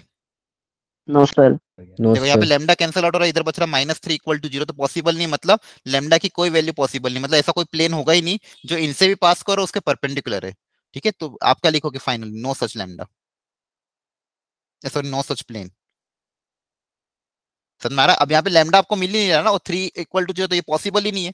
तो मतलब लैम्डा की कोई वैल्यू ऐसी होगी नहीं जो इसको सेटिस्फाई करे कि ताकि n1 dot n2 equal to 0 है। मतलब ऐसा कोई प्लेन होगा ही नहीं जो बेसिकली, देखो इससे पास होने वाले तो इनफाइनाइट प्लेन होंगे, लेकिन जो इसके साथ भी परपेंडिकुलर, ऐसा कोई प्लेन नहीं होगा। क्लियर है? हेलो, समझ में आया? सर जो सेकंड पार्ट था उसमें दोनों कंडीशन लेनी थी हमें। दोनों कंडीशन मतलब? दोनों तो हो ही नहीं सकती। नहीं दोनों नहीं, ये दो अलग अलग क्वेश्चन है। ये क्वेश्चन अलग है, फर्स्ट क्वेश्चन, सेकंड क्वेश्चन अलग है। ठीक है, फर्स्ट क्वेश्चन में तो हमने पॉइंट रखा था लैम्डा आ जाएगा, तो वो तो अलग क्वेश्चन सॉल्व हो गया। सेकंड पार्ट में क्या बोला था कि इससे परपेंडिकुलर है, तो दोनों के नॉर्मल वेक्टर का डॉट प्रोडक्ट 0 करो तो लैम्डा नहीं आया। क्या डाउट था आपका? हेलो, सर यही डाउट था। हो गया क्लियर? Yes sir. ठीक है, ठीक है, चलो 10 मिनट और रुक जाओ। मैं 10 मिनट में पूरा कंप्लीट कर देता हूँ, ताकि आपके लिए वो एक्सरसाइज कंप्लीट हो जाएगी, तो आप उसको अटेम्प्ट कर लेना अपने एंड पे। वो अगर बेसिक अटेम्प्ट कर लेना तो आपका प्लेन का बहुत सारा कॉन्सेप्ट क्लियर हो जाएगा, और वो अटेम्प्ट करना बहुत जरूरी है। उसके बाद ही मैं आपको बचे हुए क्वेश्चन फिर आपको ट्राई करूंगा। ठीक है, चलो पहला कॉन्सेप्ट है, 10 मिनट के लिए और रुक जाना। एंगल बिटवीन टू प्लेन्स, छोटे छोटे कॉन्सेप्ट है, सिंपल है। दो प्लेन के बीच में अगर एंगल निकालना तो कैसे निकालेंगे वो सीखना है। ठीक है, तो वो नॉर्मल के बीच में एंगल वही वाला हाँ होगा। वही होगा सेम, जैसे अपन ने उसमें देखा था लाइंस के केस में, कि दो लाइन के बीच में अगर एंगल निकालना तो कैसे निकालते थे? बोलो। Dot product. हाँ, किन का डॉट प्रोडक्ट? लाइन के डायरेक्शन लाइन के पैरेलल वेक्टर का। यस क्या बताया था कि दो लाइन के जो पैरेलल वेक्टर है, उन दोनों पैरेलल वेक्टर का के बीच में जो एंगल होगा, तो कॉन्सेप्ट सीखो सब लोग। दो लाइन के बीच में एंगल कैसे निकालेंगे? दो लाइन के बीच में एंगल अगर निकालना, तो कभी कोई पूछता तो उसका आंसर आप कैसे दोगे? ये बोलना कि दो लाइन के पैरेलल वेक्टर के बीच में जो एंगल होगा वही दोनों लाइन के बीच में एंगल होगा। अब कोई पूछता है कि दो प्लेन के बीच में एंगल क्या होगा, तो आप वापस क्या कॉन्सेप्ट बोलोगे कि जो दोनों नॉर्मल वेक्टर के बीच में एंगल होगा। ये मान लो इसका नॉर्मल वेक्टर, ये इसका नॉर्मल वेक्टर है, तो दोनों नॉर्मल वेक्टर के बीच में जो एंगल होगा वही प्लेन के बीच में एंगल होगा। तो मान लो एक प्लेन का नॉर्मल वेक्टर n1 वेक्टर है, दूसरे प्लेन का नॉर्मल वेक्टर n2 वेक्टर, और नॉर्मल वेक्टर निकालना आपको आता ही है। क्या प्लेन की इक्वेशन से नॉर्मल वेक्टर निकाल लोगे? जल्दी बोलो, हाँ या ना? Yes sir. Yes sir. बाकी लोग भी आंसर करते रहो, ताकि पता चले। नहीं आ रहा तो पूछो, बिना डरे। ठीक है, टेंशन मत लिया करो, पूछ लिया करो नहीं आता है तो। ठीक है, तो दो नॉर्मल के बीच में जो एंगल होगा वही दोनों प्लेन के बीच में एंगल होगा। तो दो वेक्टर के बीच में एंगल निकालने का बेसिक कॉन्सेप्ट आपको ऑलरेडी मैंने बता रखा है, एक ही यूज करना है। cos theta equal to n1 यहाँ पे दोनों वेक्टर क्या है n1 n2, तो n1 dot n2 upon magnitude of n1 n2 ये अप्लाई कर दो कि यहाँ से पास आपके पास एंगल आ जाएगा दो प्लेन के बीच में। क्या ये समझ में आया? इसमें कोई डाउट हो तो पूछ लो पहले, नो सर। बाकी लोगों को पूछ लेना, कोई दिक्कत नहीं है। ठीक है, n1 dot n2 upon magnitude of n1 n2, यहाँ पे n1 n2 क्या है? दोनों प्लेन के नॉर्मल वेक्टर, और नॉर्मल वेक्टर निकालने का तरीका क्या है? एक्स वाई जेड के जो कोएफिशिएंट होंगे वही आपके नॉर्मल वेक्टर होंगे। ये पहला कॉन्सेप्ट। एक सेकंड पेज में ऐड करता हूँ, यहाँ तक कोई डाउट हो तो तब तक देख लो।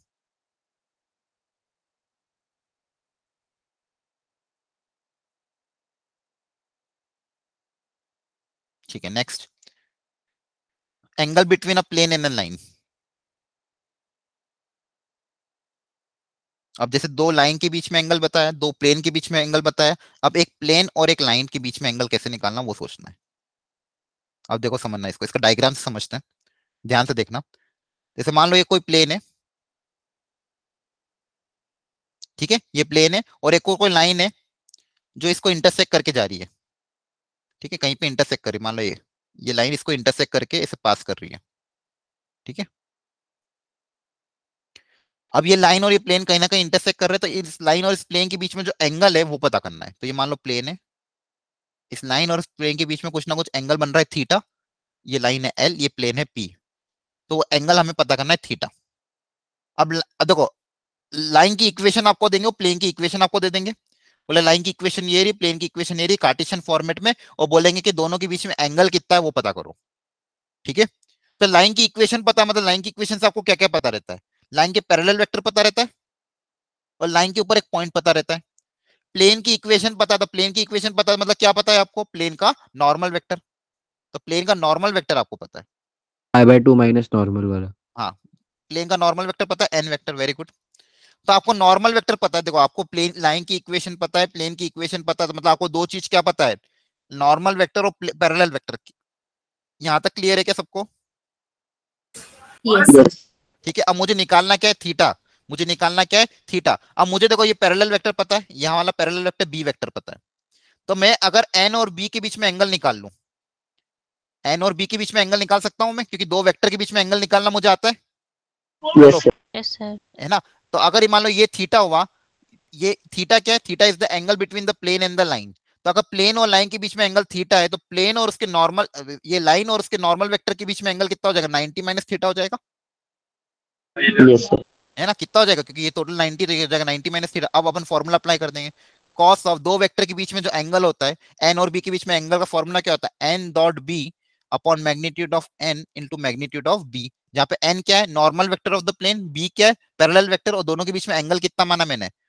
90 माइनस थीटा। दोनों के बीच में एंगल कितना है? 90 माइनस थीटा। तो sine of 90 cos of 90 minus theta कितना हो जाएगा? Sine theta. तो sine theta equal to N dot B upon magnitude of N magnitude of B, where theta is what? Theta is the angle between plane and line. तो plane और line के बीच में अगर एंगल थीटा है तो formula क्या apply हो जाएगा? ये sine theta equal to N dot B upon magnitude of N magnitude of b, जहां पे एन क्या है? प्लेन का नॉर्मल वेक्टर, बी क्या है? लाइन का parallel vector. B is what? Parallel vector of line, और एन क्या है? Normal vector of line. क्या है, समझ में आया? कहीं डाउट हो तो यस पूछ सर। लो। एनीवन, सर किसी आ को गया डाउट हो तो समझ पूछो। में। सर ये नॉर्मल वेक्टर ऑफ प्लेन होगा ना? हाँ sorry, normal vector of plane. ठीक है, कहीं डाउट हो तो पूछ लो। सर क्लियर है। हो सर। ठीक है, चलो बढ़िया। अच्छा मुझे ये बताओ, आपको थोड़ा बहुत अगर ध्यान हो, 2D में अगर कोई लाइन है, मान लो ax plus B Y plus C equal to 0, और कोई पॉइंट है मान लो x1 कॉमा y1, तो इस पॉइंट का इस लाइन से परपेंडिकुलर डिस्टेंस d जो होता है, तो उसका फॉर्मूला याद है क्या? किसी भी लाइन का एक पॉइंट, किसी भी पॉइंट का 2D में किसी भी पॉइंट का एक लाइन से परपेंडिकुलर डिस्टेंस d का फॉर्मूला बोलो। एक पॉइंट x1 कॉमा y1 का इस लाइन से परपेंडिकुलर डिस्टेंस d याद है? यस सर मुझे याद है। बोलो क्या था? पॉइंट है मान लो कोई x1 कॉमा y1, इस पॉइंट का इस लाइन से परपेंडिकुलर डिस्टेंस d पता करना है। बताओ क्या था? नहीं याद है तो मना बोलो, फिर मैं बताऊं। नहीं याद। नहीं याद है, ठीक है कोई बात नहीं। तो देखो एक पॉइंट का एक लाइन से परपेंडिकुलर डिस्टेंस का फॉर्मूला ये आता था, ax1 plus by1 plus c upon under root of a square plus b square. अब याद आया थोड़ा बहुत, कहीं यूज किया यस हुआ? सर। आ गया याद? ठीक है। Yes, अच्छा sir. एक चीज और सिखाई गई लाइंस में, अगर दो लाइंस पैरेलल है, एक की इक्वेशन है मान लो ax plus by plus c1 equal to 0, दूसरी लाइन की इक्वेशन मान लो ax प्लस by, पैरेलल है तो x और y के कोएफिशिएंट सेम होंगे क्योंकि लाइंस पैरेलल है, कांस्टेंट टर्म अलग होंगे, c2 इक्वल टू 0। तो इन दोनों के बीच में जो डिस्टेंस होगा, पैरेलल लाइन के बीच में डिस्टेंस, वो कितना होगा? C2 minus C1 upon root A square plus B square. हाँ, ये वाला भी डिस्टेंस हो जाएगा क्या, c2 minus mod of c1 minus c2 या c2 माइनस c1 कुछ भी कर लो, under root of a square plus b square. Clear है? तो 2D में ये होता था, याद आया? Hello, Yes. बाकी लोगों को ये थोड़ा बहुत ध्यान है क्या? ये दो फॉर्मूले होते थे। ये फॉर्मूला किसका है? एक पॉइंट का एक लाइन से परपेंडिकुलर डिस्टेंस का ax1 plus by1 plus c upon under root of this, और दो पैरेलल लाइन के बीच में डिस्टेंस का फॉर्मूला क्या था? c1 minus c2 upon under root of a square plus b square plus, ये कहां पे था? लाइंस में 2D में। सेम होता है प्लेन में भी, क्योंकि देखो लाइंस बेसिकली है क्या, यहाँ पे मैं एक बहुत सारे प्लेन इकट्ठे कर दूंगा तो प्लेन बन जाएगा, यहाँ पे भी इसको अगर मैं एक्सटेंड कर दूंगा तो वो भी क्या बन जाएगा? प्लेन। तो सेम फॉर्मूला प्लेन में क्रिएट होता है, ठीक है? तो इन केस ऑफ प्लेन, तो अगर लाइंस का फॉर्मूला ध्यान है तो प्लेन का फॉर्मूला भी ध्यान है, बस डिफरेंस क्या, लाइन की जगह अगर प्लेन आ गया तो प्लेन की इक्वेशन क्या होती है? एक second X plus by plus cz x, एक सेकंड रुकना, equal to 0. स्क्रीन हट गई क्या? Yes, Yes. sir. Yes sir. हाँ एक सेकंड है, सॉरी। प्लेन की इक्वेशन आपकी क्या होती है? X plus B Y plus C Z plus D equal to 0। वो कोई पॉइंट है मान लो x1 y1 z1, इस पॉइंट का इस प्लेन से परपेंडिकुलर डिस्टेंस का फॉर्मूला जैसा वहां पे बना था यहाँ पे भी वैसे ही बनेगा, d। तो d का फॉर्मूला बता दो क्या बन जाएगा? मॉड लगा देना, इस पॉइंट को इस प्लेन के अंदर रख देना, x की जगह आ जाएगा x1, y की जगह आ जाएगा y1, z की जगह आ जाएगा z1। तो क्या बनेगा ऊपर? ax1 plus by1 plus cz1 plus d, और अंडर रूट के अंदर क्या आ जाएगा? तीनों, a square plus b square plus c square. क्या है, समझ में आ रहा है? वो D ना दो बार आ, यस तो थोड़ा चेंज कौन कर सा दो. d? अच्छा d दो बार आ गया, हाँ तो एक काम करो, इसको कुछ और लिख दो, इस डिस्टेंस को कैपिटल D लिख देते हैं। सही बताया आपने। ये एक तो प्लेन के अंदर d आएगा, वो कांस्टेंट अलग है और ये कांस्टेंट अलग, तो मान लो ये आपका मान लो डिस्टेंस है d, ठीक है, कैपिटल D। क्लियर है?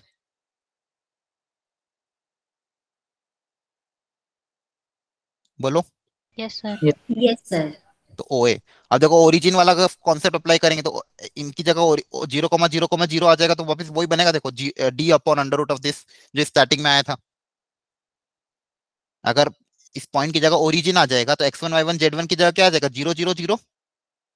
तो क्या बनेगा? d upon under root of a square plus b square plus c square. Clear है? Yes sir. ठीक है। वैसे ही दो पैरेलल प्लेन के बीच में भी अगर डिस्टेंस निकालना हो, ठीक है, एक प्लेन D2 minus D1. हाँ ax plus B Y plus सी जेड सेम बनेगा जैसे वहां बना था d1, और इधर मान लो d2 मान लेंगे, ठीक है। तो जैसा वहां पे फॉर्मूला बना था यहाँ पे भी formula, capital D equal to mod of d1 minus d2, दोनों कांस्टेंट का डिफरेंस ले लेना। d1 d2 क्या है? ये कांस्टेंट का डिफरेंस अपन अंडर रूट ऑफ, बताओ क्या आएगा? A square plus B square plus C square. Plus C square. तो जैसा फॉर्मूला वहां था सेम फॉर्मूला लाइन में बनेगा, इसलिए मैंने आपको ये बता दिया, ठीक है। तो जैसा फॉर्मूला वहां बन रहा था यहाँ पे भी वैसे ही फॉर्मूला बनेगा, तो ज्यादा कुछ करना नहीं आपको। और इसके पहले आपको मैंने क्या सिखाया कि लाइन और प्लेन के बीच में अगर एंगल निकालना थीटा, तो sine theta equal to n dot B upon magnitude of n magnitude of b। दो प्लेन के बीच में एंगल निकालना तो direct normal cos theta equal to n dot n upon magnitude of n magnitude of n। ये चीज और ये। और इसके अलावा हमने क्या देखा था स्टार्टिंग में? फैमिली ऑफ प्लेन के दो प्लेन से पास होने वाले कितने प्लेन हो सकते हैं? इनफाइनाइट। उनकी सबकी प्लेन की इक्वेशन क्या होगी? p1 plus lambda p2 equal to 0। अब अलग अलग वैल्यू ऑफ लैम्डा के लिए अलग अलग प्लेन मिलेंगे, और आपको लैम्डा निकालने के लिए हमेशा क्वेश्चन में कोई ना कोई कंडीशन देंगे, ठीक है। अलग अलग कंडीशन के लिए आप क्या निकालोगे? प्लेन की इक्वेशन। क्या है, समझ में आया? और इसके पहले यस हमने सर। क्या सर कहा लास्ट sir. कि प्लेन की इक्वेशन निकालने के तीन तरीके होते हैं। एक इंटरसेप्ट फॉर्म, इंटरसेप्ट फॉर्म ये वाला, अगर x इंटरसेप्ट पता है, y इंटरसेप्ट पता है, z इंटरसेप्ट पता है, x by a plus y by p plus z by c equal to 1, तो ये intercept form of the plane हो गया। ठीक है, 3 पॉइंट से अगर पास हो रहा है प्लेन तो R minus A, B minus A, C minus A का box product equal to 0, where R is what the general vector X I cap Y J cap Z K cap. इसके अलावा फिर क्या देखा था कि अगर प्लेन की इक्वेशन पता है तो नॉर्मल वेक्टर पता है, हमेशा ध्यान रखना, प्लेन की इक्वेशन पता है तो नॉर्मल वेक्टर पता है। और दूसरा एक और कि are dot N cap equal to d, ये जो फॉर्मेट होगा इसमें डी क्या हो जाएगा, perpendicular distance from the origin. ठीक है, अगर प्लेन किसी 3 पॉइंट से पास हो रहा है तो नॉर्मल वेक्टर पता कर लेना, और फिर प्लेन की equation R minus A dot N equal to 0, जैसे यहाँ पे किया था, R minus A dot N equal to 0। और general equation of the plane किस फॉर्मेट में होती है, A X plus B Y plus C Z equal to 0, where A B C are the direction ratios of the normal vector. बोलो, एक question किया था starting में एलएमएन वाला। ठीक है, समझ में आया आज का lecture? Yes sir. Yes yes sir. ठीक है, चलो बढ़िया। ये बेसिकली बहुत लंबा चौड़ा लेक्चर होता है, लेकिन अपन ने एक लेक्चर में बहुत सारा कवर कर लिया। ठीक है, अब आपका काम क्या है, सुनो ध्यान से, होमवर्क में लिख दे रहा हूँ यहाँ पे इसी नोट्स में ताकि आपको ध्यान रहेगा। अब अगली क्लास अपन की होगी थर्सडे को। तो आज क्या है, आज क्या है, मंडे ट्यूसडे, क्या आज मंडे है, आज मंडे है, तो ट्यूसडे वेडनेसडे और तो आपके पास 2 दिन है और थर्सडे का भी दिन है, तो 3 दिन है आपके पास होमवर्क करने के लिए। बहुत छोटा सा ही होमवर्क है, एनसीईआरटी का, जब भी टाइम मिले टाइम निकाल के कर लेना। एक घंटे में, तो आप 1 घंटे से कम में हो जाएगा ये। रफली सॉल्व करना और आंसर मैच करना। एनसीईआरटी की एक्सरसाइज 11.3 ये करना बहुत जरूरी है, क्योंकि ये करोगे तभी आपको मैं अच्छे क्वेश्चन करूंगा। और जिसके पास अगर टाइम बच जाता है तो वो मिसलेनियस भी कर सकता है। मतलब बेसिकली एनसीईआरटी के हिसाब से आपका चैप्टर मैंने कंप्लीट करा दिया। ठीक है, अब जो भी अपन को बस जेई के हिसाब से क्वेश्चन प्रैक्टिस करने हैं, बाकी एनसीईआरटी के हिसाब से अपना टारगेट कंप्लीट हो चुका है। तो एनसीईआरटी का आपको एक्सरसाइज 11.3 और मिसलेनियस सॉल्व अब आप कर सकते हो। ठीक है, इन 3 दिन में। हाँ बोलो, कुछ कह रहे थे? Sir, from the given modules, what we have to solve? कौन सी मॉड्यूल? हार्ड कॉपी सर आज मिली है ना? अच्छा वो, अभी उसको रहने दो, अभी तो आप ऐसे भी आपको टाइम अभी नहीं है। अभी फिलहाल मैथ्स में होमवर्क इतना ही है कि आपको ये करना है बस एनसीईआरटी का 11.3 है ना? हाँ, एनसीईआरटी के 11.3। और एक बार एक्चुअली मुझे पीडीएफ देखना, एक्चुअली मैंने उनको अरिहंत का बोला था देने को, पर शायद उन्होंने एमटीजी की दी है ना आपको। सर अरिहंत का क्या ये चीज़ सर? प्रीवियस ईयर ये सर बता रहे थे। अरिहंत का मिला है आपको यस सर, मटेरियल? नहीं, यस अवंती का मिला है। ठीक है, चलो छोड़ो जो भी है, आपका फिलहाल अभी होमवर्क ये है, ये करना आपको। ठीक है, और पुराना अगर कुछ करना हो तो आप कैलकुलस का कर लेना और फंक्शंस अच्छे से कर लेना। देखो एक चीज और मुझे बताने थी, जो इंपॉर्टेंट टॉपिक्स है ना, देखो फंक्शंस को ढंग से थोड़ा कर लेना, क्योंकि फंक्शन यूज भी सब जगह होता है। दूसरा, फंक्शन का मतलब पूरा डिटेल में नहीं जाओ तो बेसिक बेसिक कर लेना। और लिमिट, कंटिन्यूटी एंड डिफरेंशियबिलिटी, ये टॉपिक ऐसे हैं जिनके क्वेश्चन मतलब ऐसे होते हैं जो हो ही जाएंगे, मतलब ज्यादा इसमें वेराइटी इतनी आएगी नहीं, खासकर लिमिट, कंटिन्यूटी, डिफरेंशियबिलिटी में। ठीक है, अब देखो इंटीग्रेशन ऐसा जिसमें बहुत वेराइटी बन सकती है, तो इंटीग्रेशन को बेसिक बेसिक करके चल जाना, नॉर्मल नॉर्मल। अगर क्वेश्चन बेसिक आया तो कर लेना, और कहीं पे उसका यूज हुआ तो आप अटेम्प्ट कर सकते हो। लेकिन आपको फंक्शन हो गया, फिर लिमिट, कंटिन्यूटी, डिफरेंशियबिलिटी, इनकी प्रैक्टिस थोड़ी कर लेना, क्योंकि इसके क्वेश्चन ज्यादा वेराइटीज में है नहीं, तो अगर आप अटेम्प्ट करोगे तो आपके बन जाएंगे। ठीक है, सर हाँ सर जो वो मॉड्यूल्स की हार्ड कॉपी है उसमें क्या क्या है? एक्चुअली उसकी पीडीएफ मैंने अभी देखी नहीं है, पता क्योंकि कुछ लोगों को एमटीजी और अरिहंत भी शायद से मिला है, तो सर वो मेरे को नहीं मिला। अभी तो सर बाकी मेरे होगा। को भी सिर्फ सैंपल पेपर मिला है। हाँ अभी तो सर सबको नहीं अवंती मिला। की मिली है। अवंती वाला मिला है? यस ये सर। सर 7 मिली है, 3 केमिस्ट्री की, 2 फिजिक्स की, 2 मैथ की। अच्छा अच्छा, सर मेरे को तो 7 मिली है। अभी तो खैर कुछ स्टूडेंट। हाँ मुझे भी 7 ही मिली। ठीक है ठीक है, उसमें सारे चैप्टर कवर है क्या? Yes sir. सर। ठीक है, एक बार मुझे ना फोटो भेज देना उसका ऊपर से कौन सा मिला है आपको। ठीक है, व्हाट्सएप पे कोई भी एक देना। Okay sir sir. लेकिन ना उसमें ना थ्योरी इनसफिशिएंट सी लग रही है। हाँ थ्योरी हो सकता है, एक्चुअली देखा नहीं मैंने उसको। मैं फिर भी आपको देखो, कोई भी चीज अलग से चाहिए ना मुझे बोल देना, थ्योरी चाहिए हो चाहे फिजिक्स केमिस्ट्री मैथ किसी की भी चाहिए हो, मुझे मैसेज कर देना। मेरे पास मटेरियल पीडीएफ फॉर्मेट में अवेलेबल है, तो मैं आपको मतलब इसके अलावा दूसरा और भी अच्छे अच्छे मटेरियल अवेलेबल है। ठीक है, तो आपको किसी भी टॉपिक की, फिजिक्स केमिस्ट्री मैथ्स तीनों में ही किसी भी टॉपिक की थ्योरी चाहिए हो, शॉर्ट एमसीक्यू चाहिए हो, पीवाईक्यू चाहिए हो, कुछ भी चाहिए हो, बस मैसेज ड्रॉप कर दिया करो। मान लो मैसेज अगर मैं भूल जाऊं तो 2-3 बार वापस याद दिला दिया करो, क्योंकि एक्चुअली क्या होता है बहुत सारे मैसेज होता है तो मैं भूल जाता हूँ फिर। तो अगर मान लो मैंने पढ़ लिया फिर नहीं भेज पाया तो एक बार वो याद दिला देना, तो मैं आपको मटेरियल भेज दूंगा। फिर चाहो तो आप उसको प्रिंट आउट निकाल लेना अपने लिए, ठीक है। Okay sir. आपको किसी भी पर्टिकुलर, चाहे ऑर्गेनिक, इनऑर्गेनिक, फिजिकल, फिजिक्स वगैरह कुछ भी चाहिए हो, टेस्ट पेपर चाहिए हो, प्रैक्टिस टेस्ट चाहिए हो, जस्ट मैसेज कर देना। क्लियर है? ठीक है। Yes sir. ठीक है, पर है ना अब थोड़ा प्रिसाइज होके और स्मार्टली स्टडी करना, मतलब ऐसा नहीं कि बहुत ज्यादा क्वेश्चन करे जा रहे हो, ऐसे करना कि आपका भी काम बन जाए और जल्दी जल्दी टॉपिक भी निपट जाए। ठीक है, चलो, okay everyone, all the best, तैयारी कर लेना। अब अगली बार अपन थर्सडे को मिलेंगे, तब तक ये होमवर्क कंप्लीट कर लेना। ठीक है, bye sir, good night. Bye, good night.